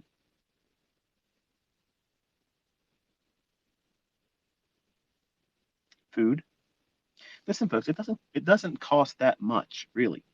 I guarantee you, if you take all your fucking McDonald's trips out of the spending that you do over the course of a month, all the fast food, all the going out and girl money spending on the weekend, getting drunk, all your recreational drug purchases, weed, all the other shit that you might be getting wrapped up into, all your other vices, your fashion shit, you got to keep up with the Joneses, sell some stuff that you don't really use, raise some money like that. Couple grand, a couple grand can give you 2 years worth of really good shelf stable food. And do not buy that fucking dehydrated bullshit that comes in those barrels or those boxes, survival food. A lot of people don't realize this, but if you try to eat that shit, number one, the sodium's so high, you're going to have your health fail you quicker eating that horse shit. And you're going to be constipated. So, unless you like being constipated, that's what you're going to get. So, you see these guys say, I got 5 fucking years of this shit I'm invested in. I'm set. No, you're not. You're going to be miserable. Miserable. Just because it says it's worth 30 years of shelf life doesn't mean I want to be able to fucking eat that shit. I have none of that stuff. I bought none of that horse shit. None.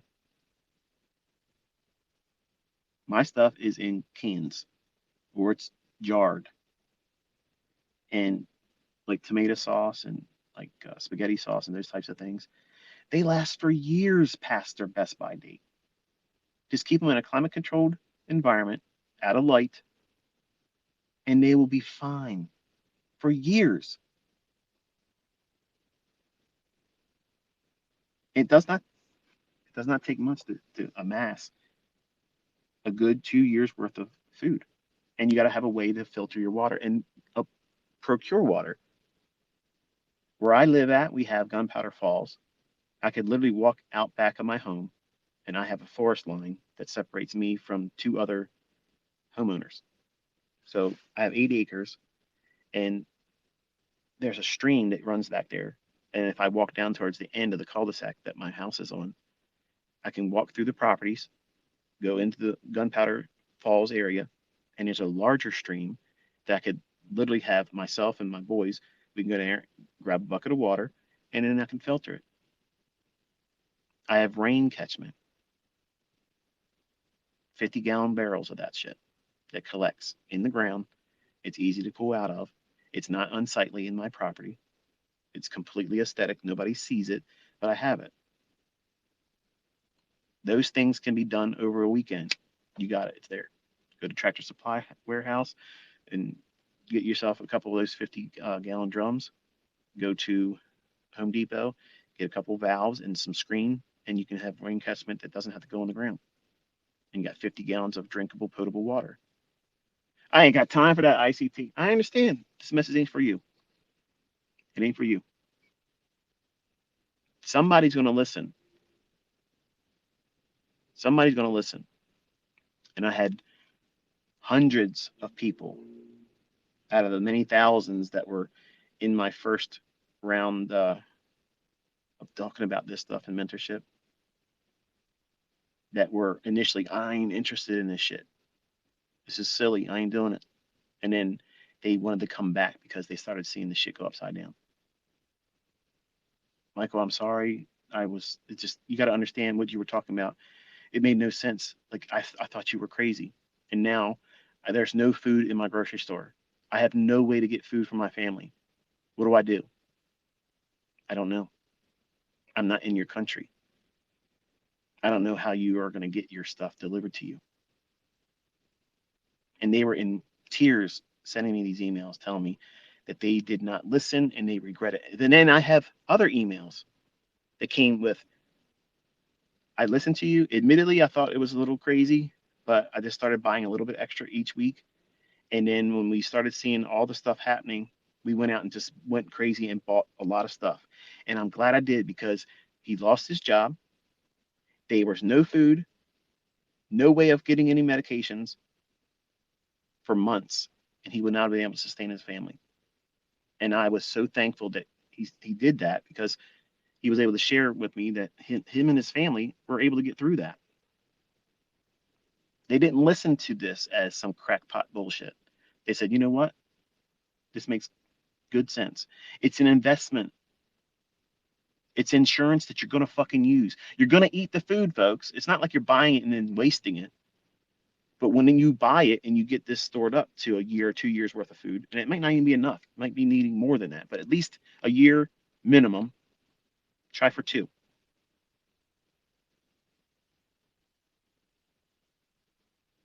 Once you have it, as you use it, you replace it. It's easy to replace what you're using. You're not eating 20 cans of food each day, but whatever you use each week, replace it. It's just like your normal shopping. But you've invested in yourself and your family to at least know that if shit goes upside down, at least you can feed yourselves because you might be good at trading. You might know my stuff. You might be profitable. Your funded account might be getting withdrawals and you're able to do all these amazing things. But you know what you can't fucking do when you're hungry? Live. You can have all the fucking money in the world. If you can't buy anything because it's not in the store and people aren't shipping it, and we have a 3-day just in time system in the United States, that means they have taken inventory and control measures to see what do they usually go through in a rotation of 3 days, what they usually keep on stock that's optimal for them, and then how can they replenish that within the next 3 days. That's the way our grocery stores operate. And most of your stores, if you're honest and you walk around your stores, they do these things called fronting, where they only put the front row of things and behind them, it's all empty space because they don't have enough supply. That's a lot of shit that's still like that today. And when shit goes upside down, everybody's going to make a mad dash. Just like when in Maryland, if they say there's a snowflake coming, all of the fucking eggs, all the fucking bread, all the fucking milk is gone immediately. You would think that they were expecting 20 fucking feet of snow in 20 minutes, paralyzing everything. Like they're never going to be able to see an egg again. They're never going to be able to buy bread again. There's never going to be a loaf of bread ever. So everybody goes out and buys it all up. What do you think's going to happen when we wake up, probably on a fucking Saturday, and our currency has been devalued? Now, the average person in your neighborhood, they'll be like, "Ooh, what does that mean?" But the people that understand what that means will be running to the store and they're not bringing their credit cards. They're bringing bags to fill up and they're going out the door without paying for it. And when everybody has that mentality, and they have instigated that mindset, and over there in California, they're just allowing it. Oh, we're not going to come out there. It's not worth our time. They're stealing everything out of your store. Just accept it. It is what it is. It's not worth our time. So they're allowing this mentality to grow, and it's going to be in everybody's mindset. I'm going to be real honest with you, folks. Okay, I'm going to be real honest with you. I have children. And I have money. But if I don't have the ability to spend the money that I have because it's devalued, and I don't have a way to feed them, and I know that there's things in that location that used to be a store or maybe is still trying to operate as a store, I'm not beneath going in there and getting what my family needs. And I'm gonna give a fuck how you think about that because if push comes to shove, you're gonna do the same thing. I don't want to hurt anybody, but that ain't gonna be a deterrent for me letting my children starve. So how is it shocking when the less, well, how do I say this? The folks that are not in a better position financially. How is it shocking when these encounters fall on these neighborhoods and these areas where they don't have a whole lot and things break out? What happens? They go in there and start taking things. But they use it for excuses to go in there and take things like TVs and things that aren't going to be useful. When this stuff happens, food, grocery stores are going to be emptied the fuck out. It's it. And then power's going to go off. What are you going to do then? Yeah, I got freezers full of shit. Do you have a way of keeping it running? I do. I have solar. I have gas generators. I have other means to keep things going too. You got room on your property to do a root cellar? You can keep a lot of things down there for months. As long as you keep rodents out of it, you can keep them down there and everything's fine. You have a little bit of time to do whatever you can to make your household as prepared as possible and not living in fear, not panicking. If you're anxious and you have an anxiety attack, listening to me, some of you probably already turned it off saying, I can't listen to this shit. Like, this is scaring me. It shouldn't be scaring you. It should be preparing you to accept the fact that these things are coming. You can't stop it. Now, as a 20-year-old, I would be unable to even have this conversation with you. I would be in a fit of panic because I know what's coming.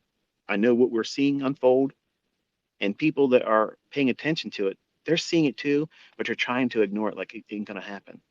No, it can't happen in America. America, come on now. America, it's not going to be like Venezuela. Right, it's going to be worse because there's more people here with guns. And when people want something because they need things, listen, you want to be in a terrifying situation? Be staring down the barrel of a gun. And this man or this woman wants your shit because they're starved. Billy Badass ain't coming out at that moment. It's going to be, what do you want? How fast can I get it to you? And you still might be shot because it's going to be scary. One of the best books I read that's non-traded or non-trading related was written by this guy that went through the collapse that was in Venezuela.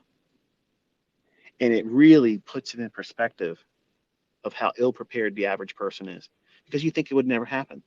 And everything is being telegraphed openly. They're telling you. They're literally fucking telling us what's going to happen. And a lot of you are just simply walking around with blinders on thinking, well, my cable TV still works. I can still look at YouTube. Apple Music still works. I can listen to my jams. My iPods still keep a charge. I call them iPods. What do you call them? I always say it wrong. My wife yells at me all the time. There's earbuds. I call them iPods wrong. As long as my shit works, my technology still works, then I don't give a shit what else is happening. As long as my belly's full, I got gas in my car, I can get where I can go, and my phone's on charge, I'm okay. But what happens when you don't have access to that stuff? And you got to deal with real people. Think about that. Real people that are stressed out just like you're going to be stressed out. The last thing you're going to be thinking about is fucking trading. Trust me when I tell you, you will not have a clear mind about trading. When all this stuff starts breaking loose, it's going to happen. All these currencies,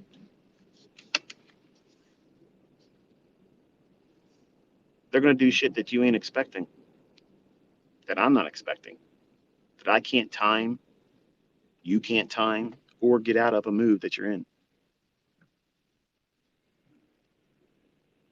Now think, are you really going to be able to think clearly about what you're trying to do with your money trading when you are starving? You're 3 meals away from not having anything to feed your kids, because not because you weren't a good parent, not because you didn't have money, but because there's nothing to buy because it's not in the stores.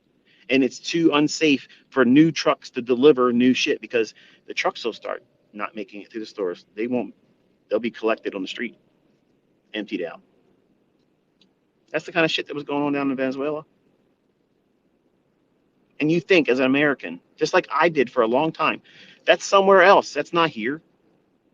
That's never going to happen here. Think all of these huge, influential countries that have big economies of their own are taking a step away from the dollar. They're moving away from the dollar. They don't give a shit what the outcome's going to be. They all want it to happen that way. Who is going to be there supporting our currency? Nobody. So what's it going to be worth? Nothing. All of your shit's going to cost way more, and you won't be able to get it most likely anyway. Are you prepared for something like that? I think I am prepared, but I'm not fully prepared. Nobody could be. Nobody could be this prepared to endure it and have no worries. I worry for my kids. I worry for my daughter because she's a young woman that is always on. She sent me an article the other day. She says, "How worried should I be? Be honest." And it was, the another country was moving away from the dollar and siding with China's way of doing things. And I'm like, okay, first of all, you shouldn't be panicking because panicking isn't going to change it. It ain't going to remove the likelihood of it happening. And ultimately, push comes to shove, you can come home. I mean, we got room for you. So there's no reason for you to panic. But it's coming home to roost in people that never would think about these types of things, like my daughter. Like her mind doesn't think about these things. She's just always in the moment. She's a TikToker. She's whatever her friends and family like right now, that's all she cares about. And now she's finally noticing things. And maybe it hasn't happened for you. Maybe this is waking you up to it. You're going to start looking for it. Do not let it paralyze you with fear. Don't let it do that. Some of the things that I did to get prepared, listen, I have freezers. I have shelves full of shit. If someone can get into my home, they're going to get ventilated. Okay? Trust me, that will happen.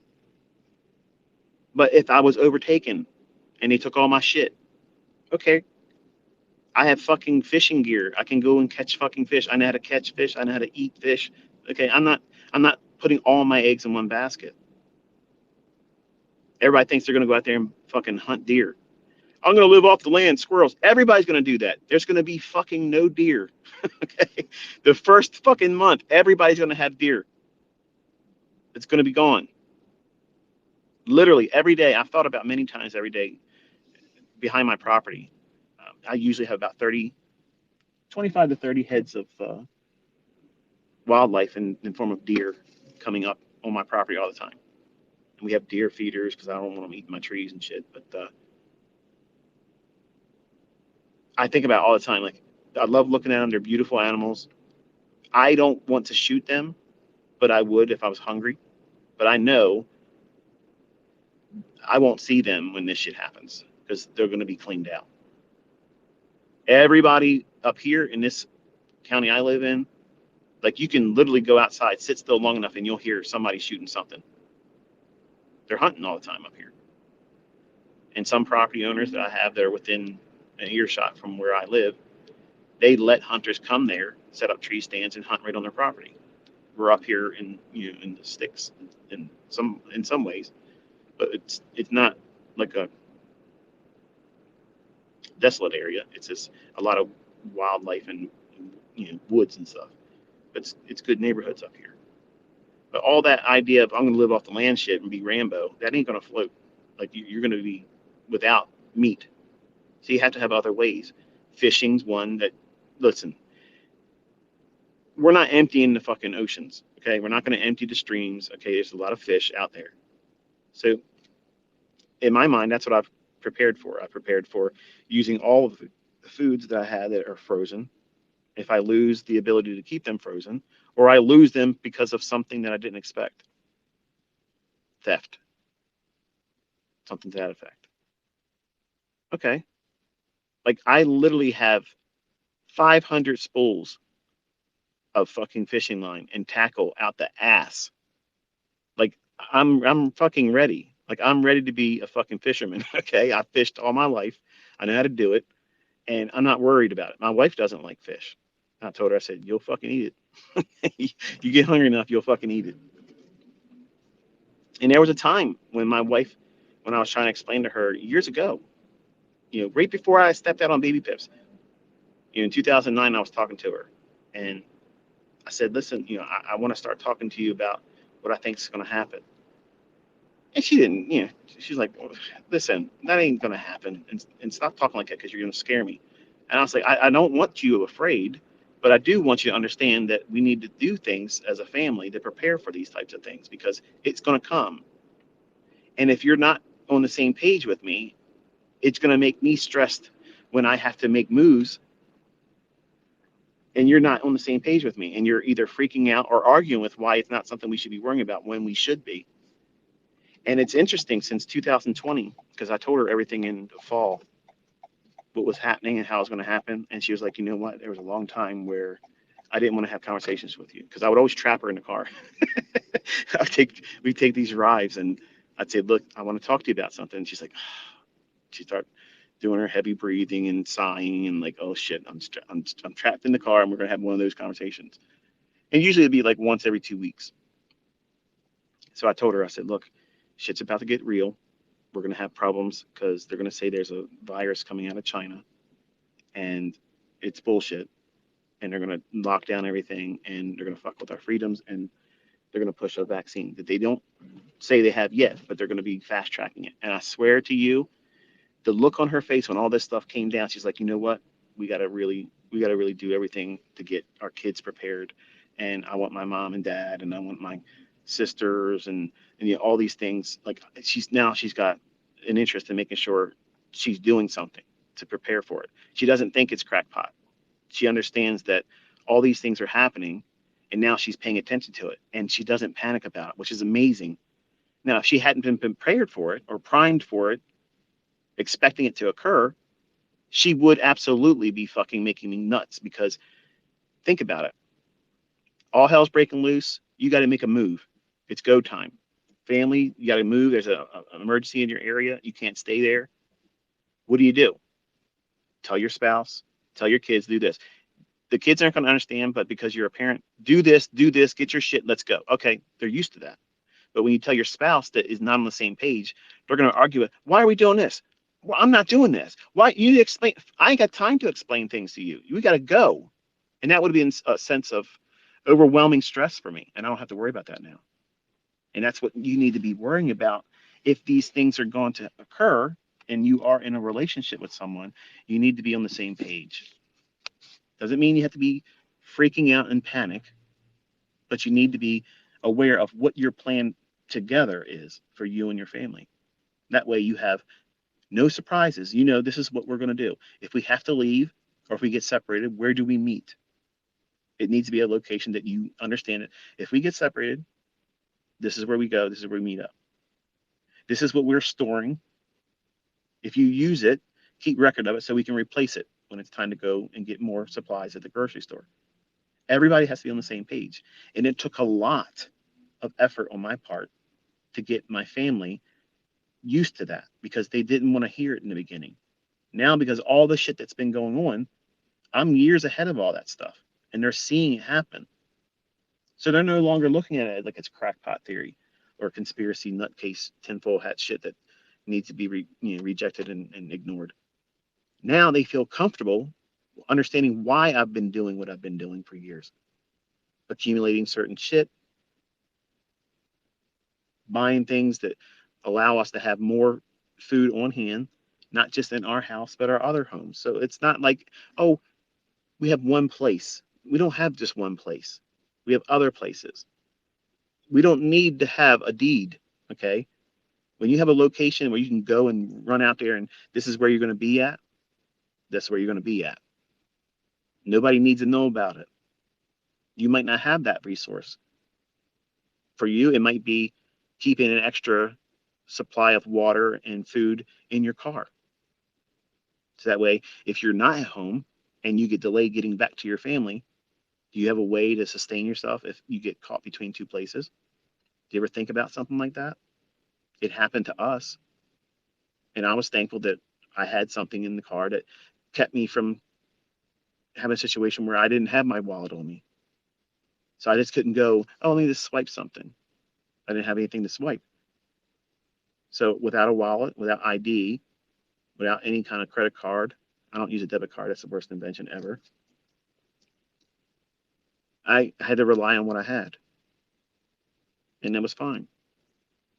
I slept in the car and there it is. I got home a day later. But those types of things, the average person doesn't think about that. They just don't think about it. They just think, convenience of everything that's at your hands and at your disposal because of technology. What happens when your car doesn't operate? Because there's no more gas to put in the engine. When shit goes upside down and our currency's devalued, you think the gasoline tanks are going to stay full? No. The people that are smart are going to run there immediately and load up because they know shit is going to hit the fan. And they want to make sure if they have generators at home, they have fuel to run them. The generators that I use, this little fucker is amazing. Like it ran 10 hours, 10 hours on 1 gallon, and it was so quiet. It was like, this is amazing. Like it was really well worth the money I spent on it. And I'll send you the description. It's not a link. I don't get anything for it. Okay. It's just, I'll just give you the model I have. Okay. But I've used this thing. It's never failed me. It starts right up. It's easy as shit to change the spark plug on it and oil that has to be changed after you run it for 50 hours. Then you just drain the oil, which is little, and then you put more in it, and it's good to go again. I mean, this little bastard is awesome. It ran four, let's see, two stand-up freezers, two chest freezers, and a refrigerator and a small circulating fan. It ran all that shit. One little ass portable handheld. It's heavy now. Don't get me wrong. It's not light, but this little bastard ran like a monster. Didn't skip a beat. Quiet as shit. Because we had a tornado come through. It touched down right before it got to our neighborhood, but it was in the woods area. Touched down once, tore down the power lines that affected our neighborhood. My house and 6 other homes did not have power.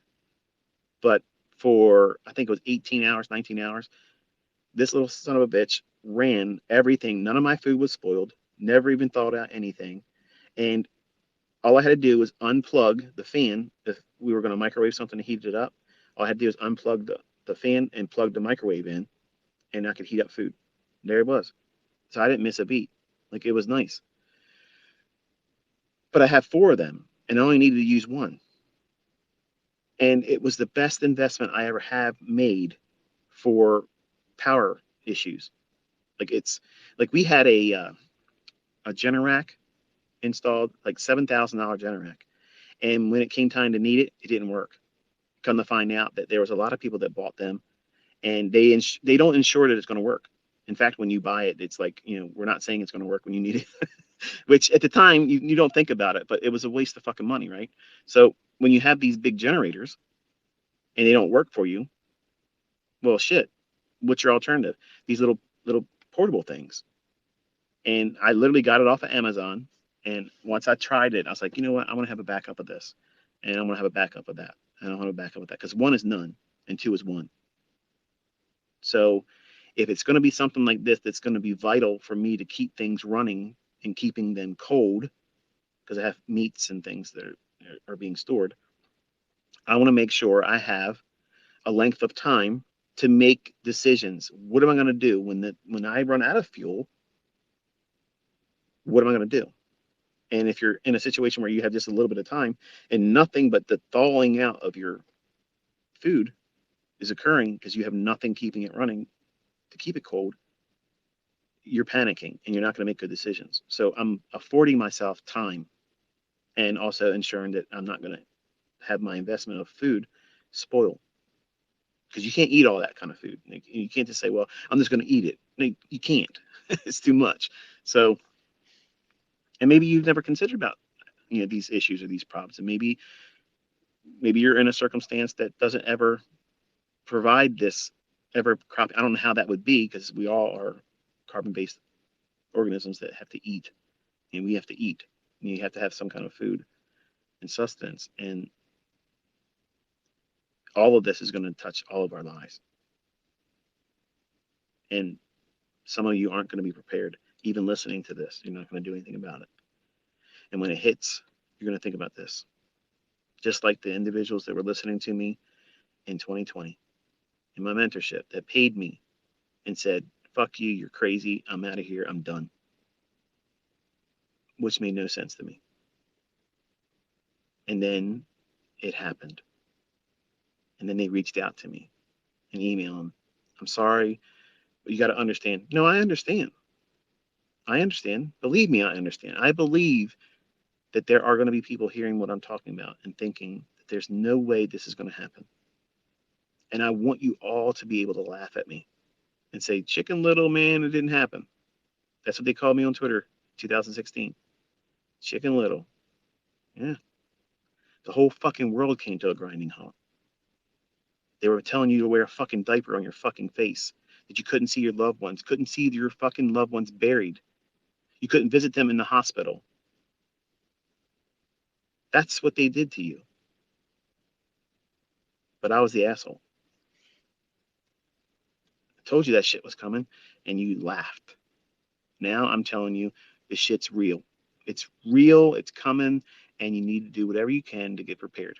And I don't have an answer. I've only been able to do what I've told you here, and I can be honest and tell you it's not enough. When this shit happens, I'm not a multimillionaire anymore. Overnight, instantaneously, currency's devalued. Everybody that has money has no money. We're all on the same playing field. And then here you go. We're going to start using central bank digital currency. There's your solution. Thank us. And it's going to be the greatest wealth transfer that's ever been done. You're watching it right now. It's unfolding right now, live in front of everyone. And you're not seeing it because you're distracted with all the other bullshit. All the dumb stuff that you're paying attention to that's keeping your focus away from what really matters.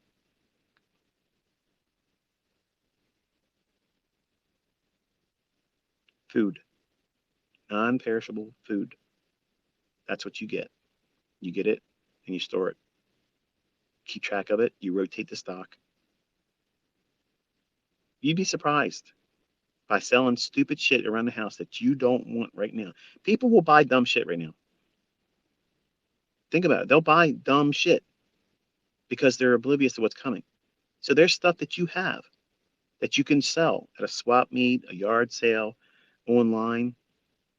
You can raise money to get this stuff, but you got to sacrifice stuff. If you're a pack rat, you got to keep every fucking thing. I guess it's going to be a little bit harder for you to decide what you're going to get rid of, but you have stuff. Turn it into money and buy things for your household. Store it up. Light bulbs, Band-Aids, peroxide, Neosporin, bandages, things that you aren't really thinking about. Batteries. Now, I bought shit tons of fucking batteries. Every kind of battery, even shit that I don't have a need for per se, but I have them because I know if shit comes down, I can trade that for something else. Money might be gone, but you can always barter. Why do you have all these fucking cars, ICT? What's the point of all that? They're not supercars. Right. Because if I have to fucking raise some kind of fucking exchange for something I really fucking need, somebody's going to want that fucking pickup truck. Somebody's gonna really want that 4x4 fucking Jeep that I own. There's nothing being leased. I own them bitches. Out of all my fucking cars, the one I'm in right now, my Highlander, I would get rid of all of them, all my Corvettes too. This car is a fucking cherry. It runs beautiful. It's comfortable. It's got space. I can move shit around in it. It doesn't use a lot of fuel either. This is my Batmobile. This is my uh, getaway vehicle. My other stuff, I bought them. I like them, yes, but I bought them because if I need to make an exchange for something that I need, or I need to raise capital, if I need money for something right away, real quick, I can do that with them. If they take your fucking money and devalue it overnight, I can't spend that. But I have things that I can exchange for whatever new currency comes. Oh yeah. See, I'm 20 fucking steps ahead. That's what I'm doing all the time. I've always done that. Yes, I'm using these vehicles. Yes, I barely drive them, but I have them for a purpose. The common person out there would like these cars. They're useful. They're 4x4. They get around. They can go in other places instead of just the street. And while I don't want to take this Highlander over that kind of stuff, it can. And it's a gray man vehicle. It doesn't stand out like that. But those 4x4s, they stand out. So everything I do is with a purpose. It's intended to be dual use. Yes, I enjoy them, but also I'm not so emotionally connected to them that I couldn't separate from them when I need to get something that I may not be able to get from a bank.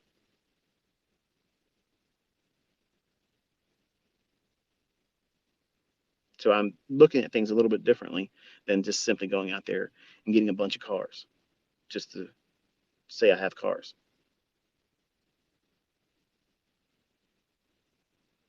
If you own a firearm, it'd probably be a good idea for you to start getting some more ammunition because that's going to get real hard to get soon. And the people that sell it won't want to sell it when shit starts getting bad because they're going to want to have it for themselves. Supply and demand. That's when it really matters, and that's when it really exists. So anyway, I'm sure I've raised your spirits tonight and made you feel good and warm fuzzies. Just trying to be a little bit lighthearted. I know because this conversation probably isn't all that pleasurable. Doesn't make you feel good, I know, but if I had a friend that knew something and they didn't tell me, I would be very disappointed in that friend. And I'm trying to be a good friend to all of you. I'm trying to let you know what you're probably not aware of or paying attention to, and remind you that you have a little bit of time still to do things to get prepared. And you're never going to be fully prepared. I'm not. I have lots of money in things that I might not ever use. I don't care. It gives me peace of mind knowing that I have it if I need it. It's better to have it and not need it than to need it and not have it. And you're always going to be thinking after the fact, oh, I wish I would have got this. Your list of things may not be something that's useful to me. And the things I'm making a list of having a supply of may not be useful to you. I have 65 cases of Ensure that I rotate through. I drink them, my kids drink them, and as we use them, I replace it. They are supplemental, so that way if I do have to eat less because of we're rationing what we have, I can eat a very small allowance of a vegetable out of a can, a canned meat, and then an inshore that does not need to be refrigerated. So it supplements nutritionally what I'm doing less of in terms of what I'm used to having as a well balanced meal. Water. I don't I don't like bottled water per se, but what I do is I either distill it or the well water that I have, I run that through our filter and then distill it. We usually keep about 50 cases of bottled water on hand, and I was not prepared for all that stuff that just happened, so we had to go out and replenish a lot more. I thought I had a larger quantity, but my kids were taking them and wasn't telling me. So I had to go through all my stuff and make sure I was up on my supply there. It's a lot of work to manage it. And if everybody's not on the same page, that little fox will spoil the vine. And you don't want to be in a situation where you need something. You thought you had it, and then it's go time and you don't have it. Medicines, over the counter stuff, pain relievers, Advil, Tylenol, Aleve, women's toiletries. My wife doesn't have to have those things. She doesn't have her monthly friend, as they call it. We have supplies for that because we know that we're going to see people in our family and friends that may need them. That's the extent I've gone to. Things that you don't think about. I've literally sat around and thought about if I needed this or if I have a friend that I know uses it, chances are they're not going to have it. But if I have it and he has something I need, I can trade for him to have that and I can get what he needs.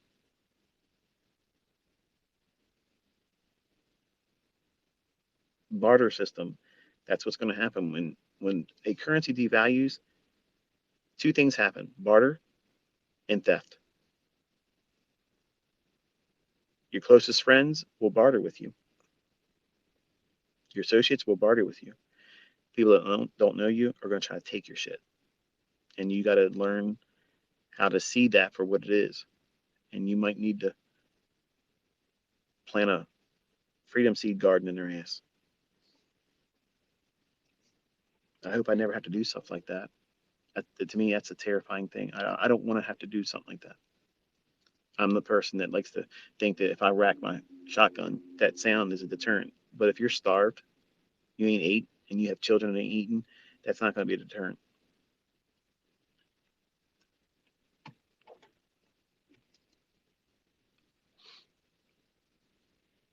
So while we may not be spiraling down into a Mad Max type thing, I do believe we're getting ready to have some really uncomfortable time. Very, very uncomfortable. And people that have money are not going to be exempt. Traders with lots of money are not going to be exempt.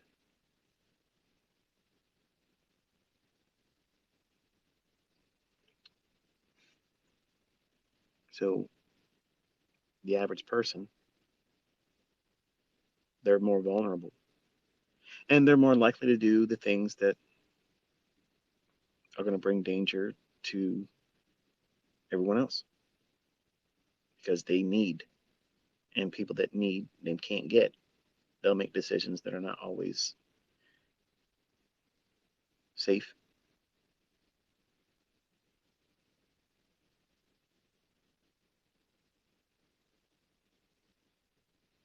All these train derailments.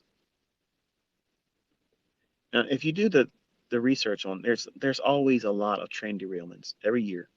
It's just like car accidents. I mean, you may not have gone through a car accident recently, but they're happening a lot. And chances are, every week from the beginning of your work week to the end of the week, you've probably seen at least one accident before the end of the week comes. We're always out there around it.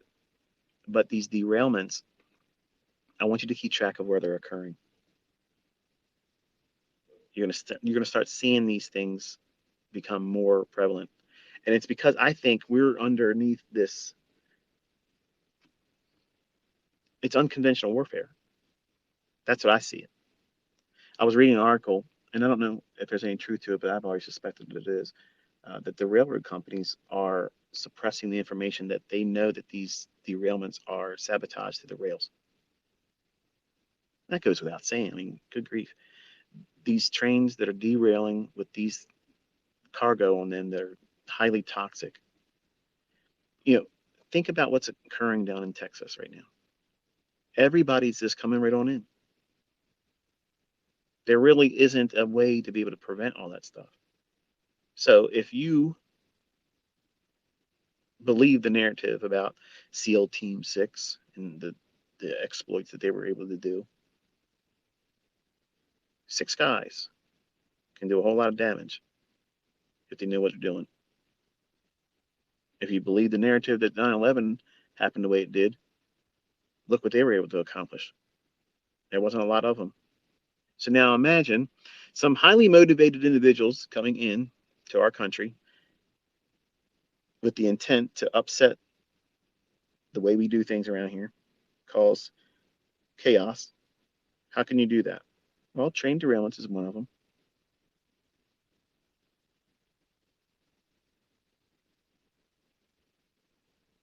Contaminating water supplies.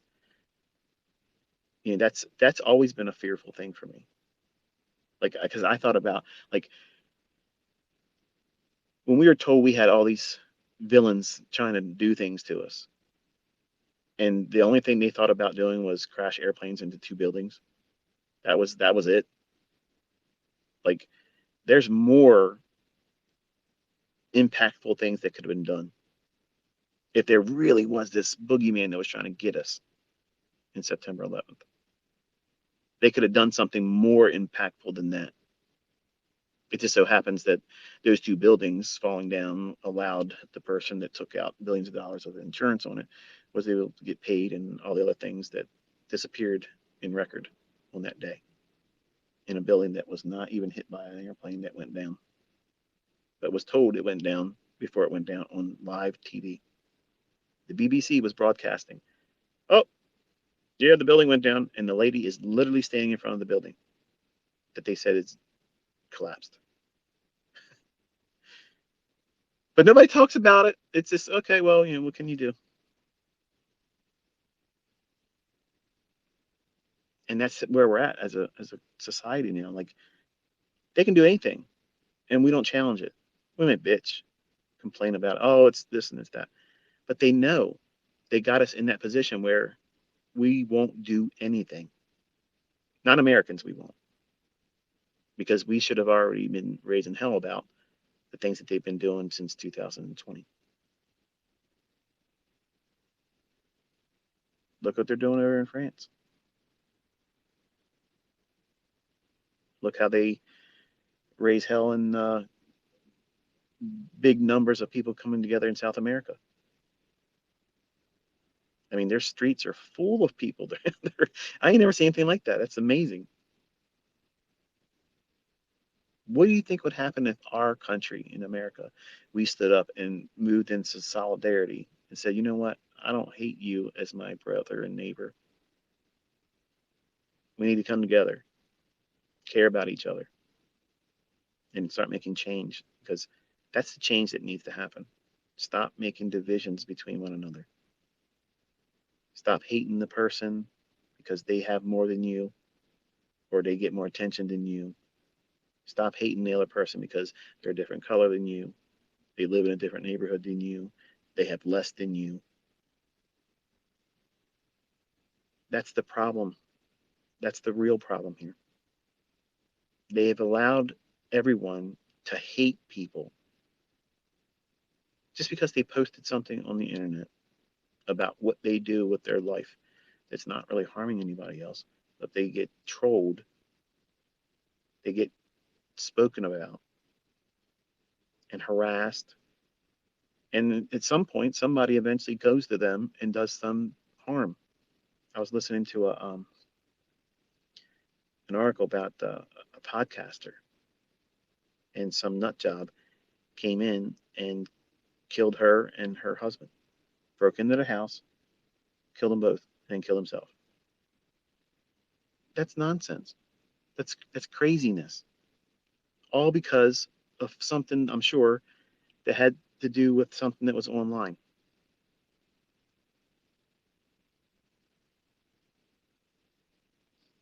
That's the state of the world right now. People have grown accustomed to saying things on the internet that they would never say in the face of someone that they're talking about. Veiled threats, trying to inspire other people to do harm to them, cancel them. That's dangerous. And the shit that they're trying to pass, guess what happens when people do that? They go to jail for 20 years.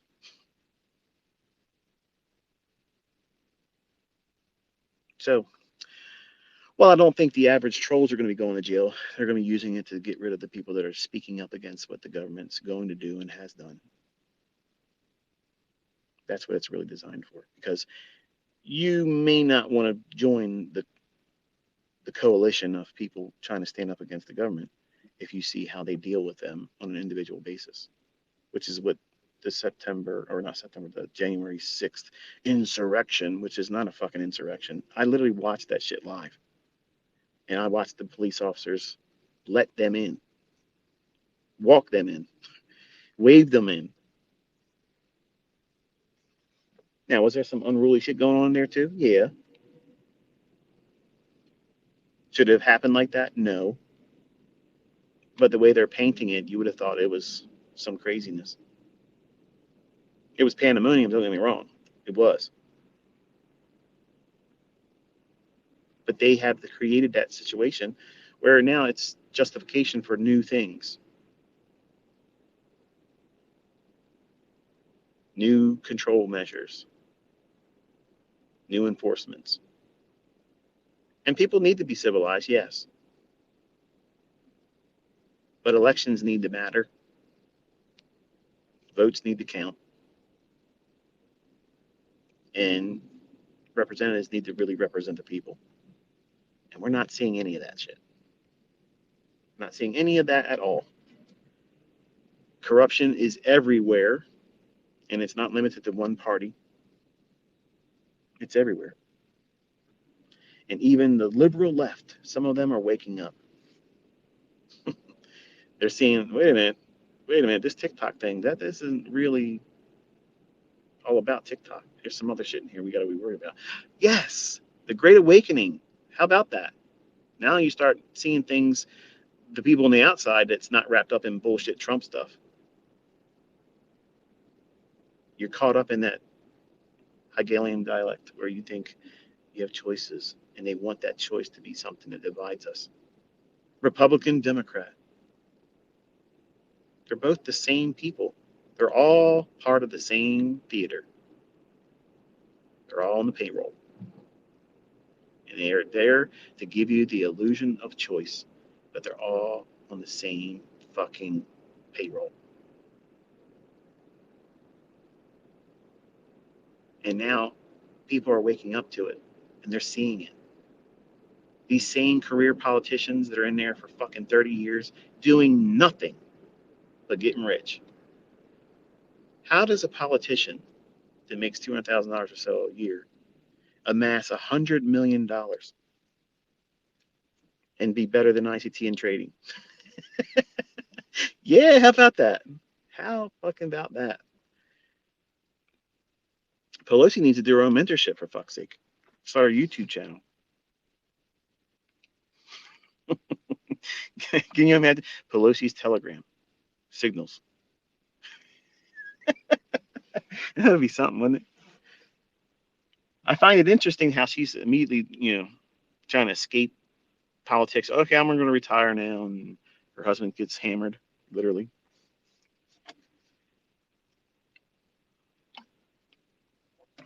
I don't believe that actually happened, by the way. I think that was all skit, like a skit. I don't think that any of that stuff that took place like on that body camera stuff. I don't think that guy really hit him in the head. I think it was all bullshit because nobody's talking about him now.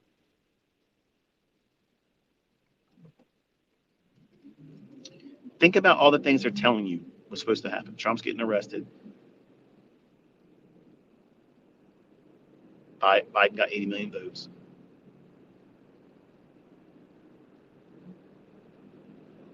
Harris is the vice president. She couldn't even get 2% of the vote when she was running. And she's done nothing as the vice president. These are the people we're supposed to have faith in.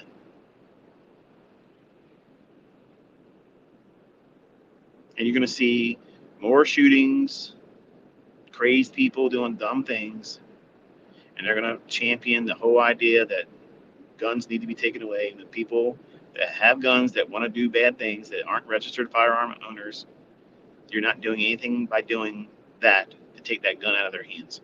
There's so many guns out there rotating around that if somebody that's evil wants to procure one, they can. They don't need to register one, and they're going to do some crazy, unfortunate things. And you're not going to stop that with legislation that would be preventing someone like you and I to be able to protect ourselves in our own home. I have firearms, and I don't take them out of my house. I have firearms I've never even fired or even loaded, but I own them because it's my right to do so.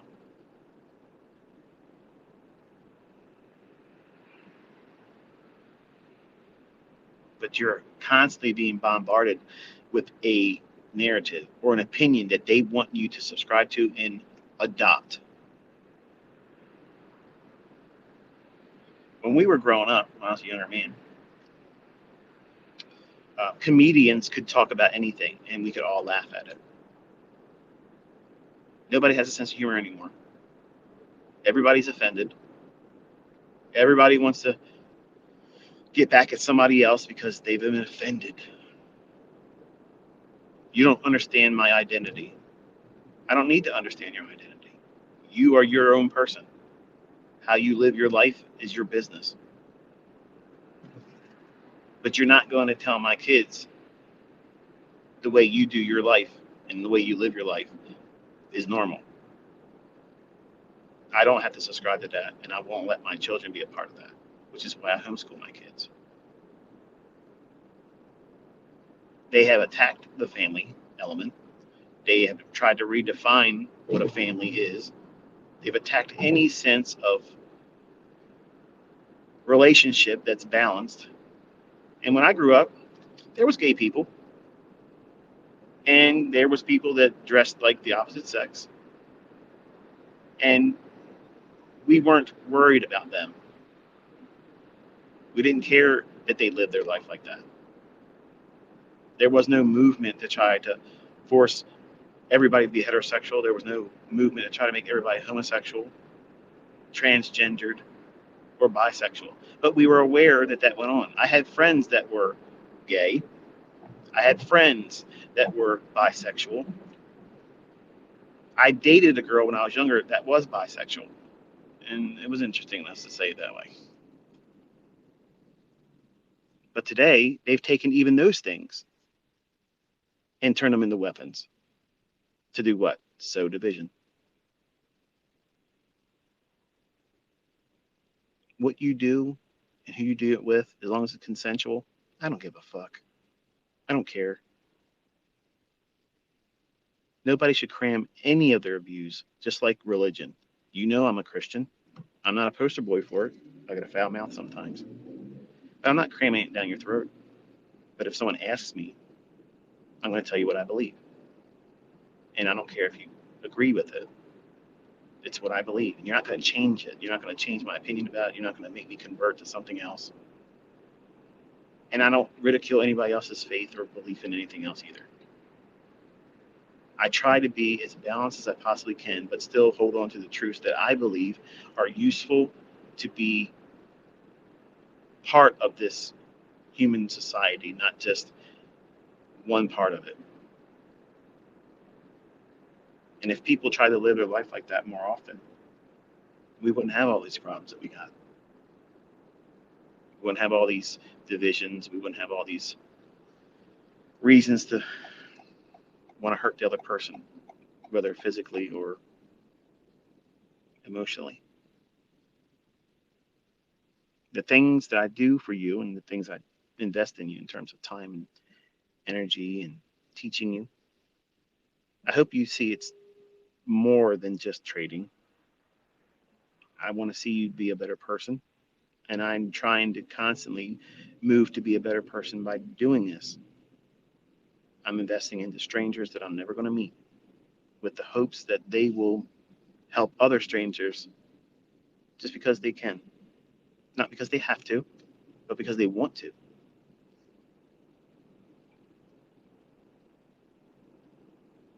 And I think I have made that impression on some of you. Not all of you, but some of you is enough. That's enough to keep me going. That motivates me. It leads to wanting me to be able to be successful at more of you, subscribing to that, reaching that. Because happiness isn't going to come by the money. Money, you can make a lot of money, and it doesn't make you happy. You can't buy happiness with money. It's just a tool that helps you not worry about the things that everybody else is going to worry about. But what we're going into, this is a newsflash, folks. For the folks that just simply think they're stacked up and they can endure this, I'm telling you, as a real multimillionaire, I don't have an answer for it. If I did, I'd be telling you. I promise you I would be telling you. So the only thing I can tell you to do is prepare. That's all.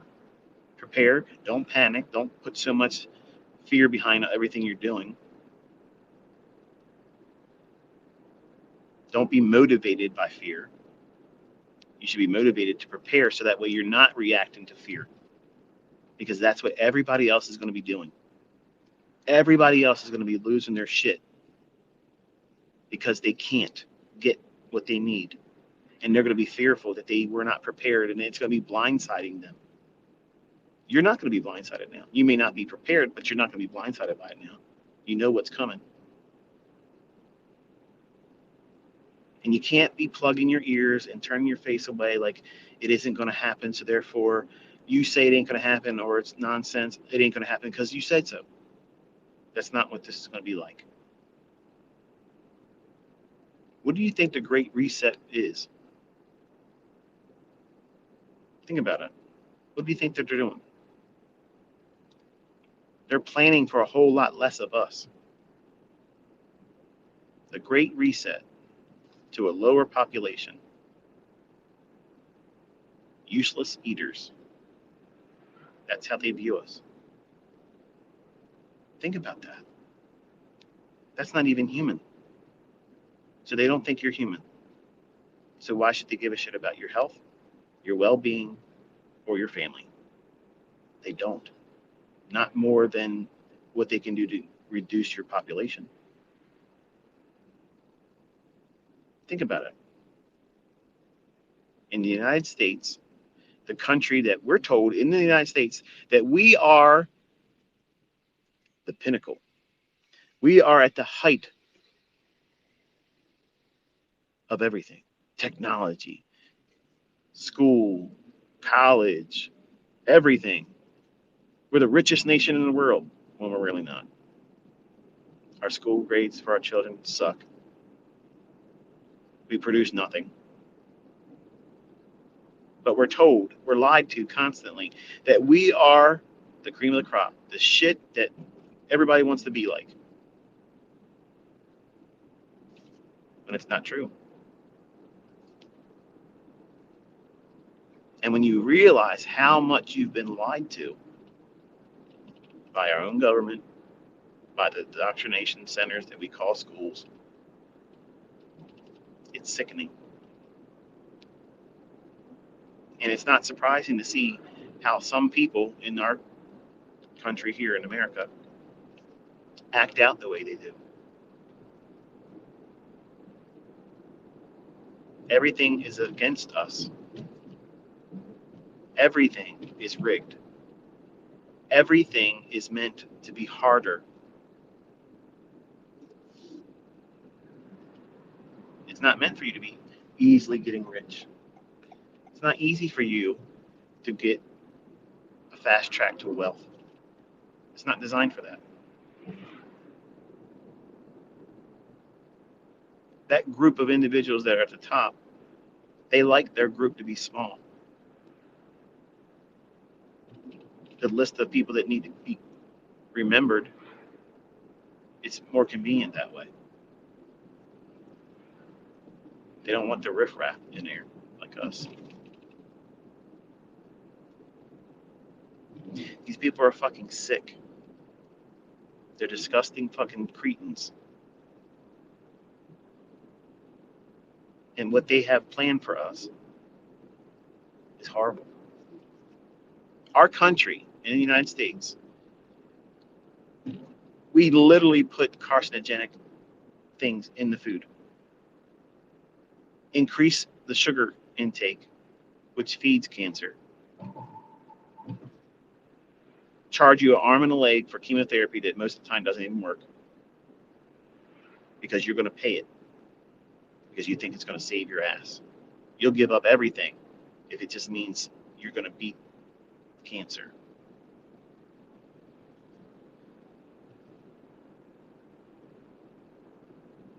Every one of us in the United States is a petri dish, and they're trying to grow cancer in all of us.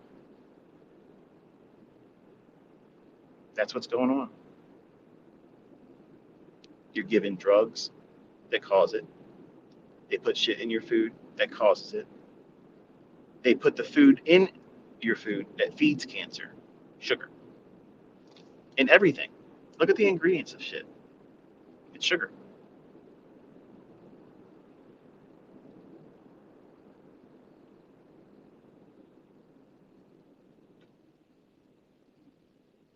You need to question everything.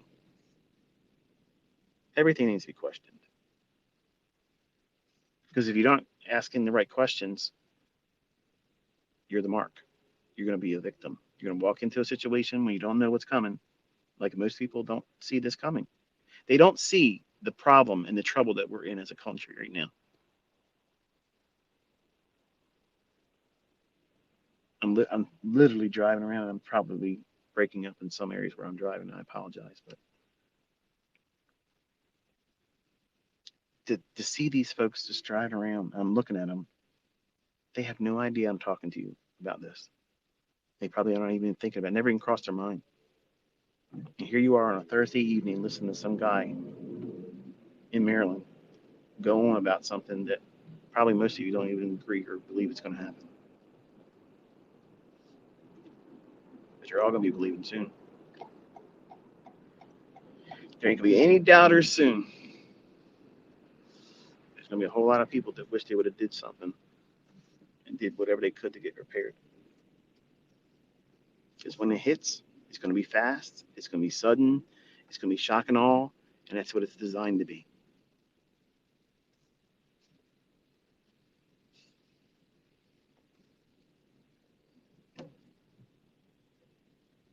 When this shit happened in 2020, COVID this and COVID that, everybody that was awake knew what they were going to be coming with. And I even said it.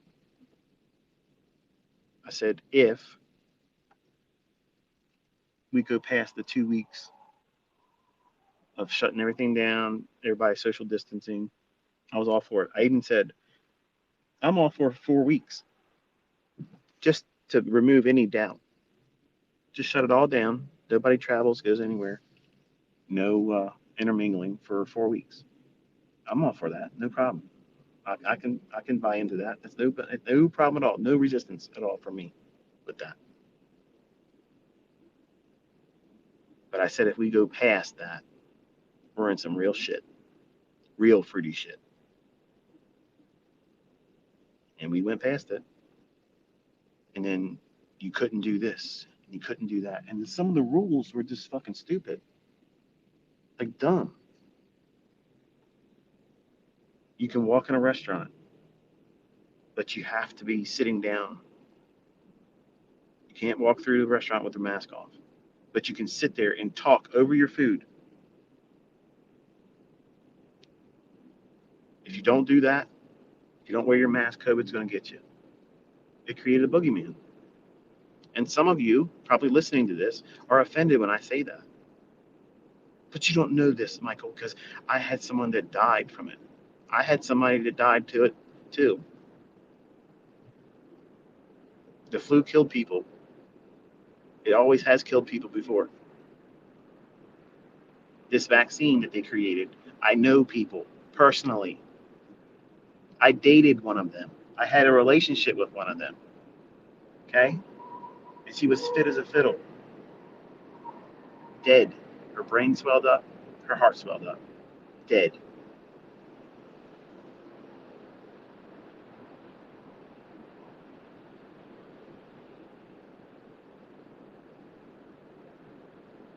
I have a list of people I know.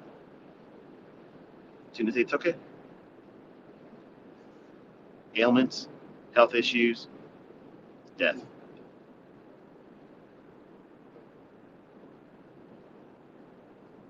I know some of you are listening to this and you're thinking, well, yeah, you're one of those anti-vaxxers. I am fucking anti-vax. You're damn right. Because my youngest son is injured by one of it. Not the COVID shit. I would never let him get any of that stuff. But when he was born, they shot him up with something and it fucked him up.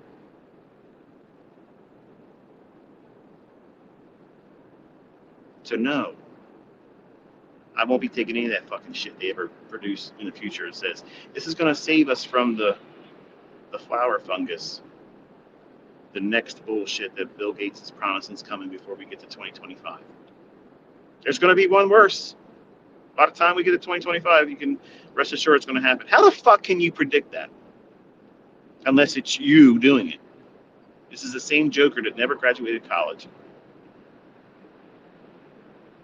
built an operating system, and then built a virus scanner and cleans the viruses that his fucking company was producing. Come on. Like, seriously. Come on.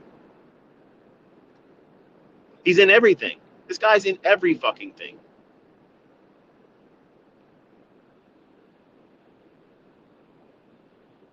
Why is that? Why is it that that's not questioned more? He wants to block the sun's rays. He wants to buy up all the farmland. He releases bioengineered mosquitoes into Florida, now twice. Hundreds of thousands of these things. Who knows what the fuck that is? You know what's interesting about a mosquito? It's a flying syringe. It's a beautiful way to spread disease. Now, if it's genetically modified, how is it genetically modified? For what purpose was it genetically modified? You're not going to know that. But I don't believe it's good. I don't take advice medically from someone that never became a doctor. I don't take advice from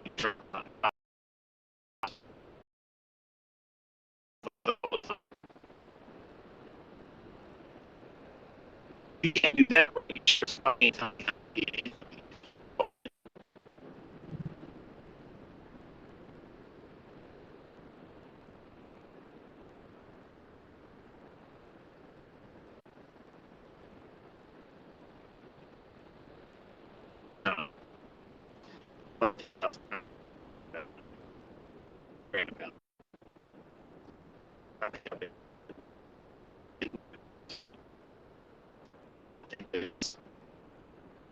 You should be considering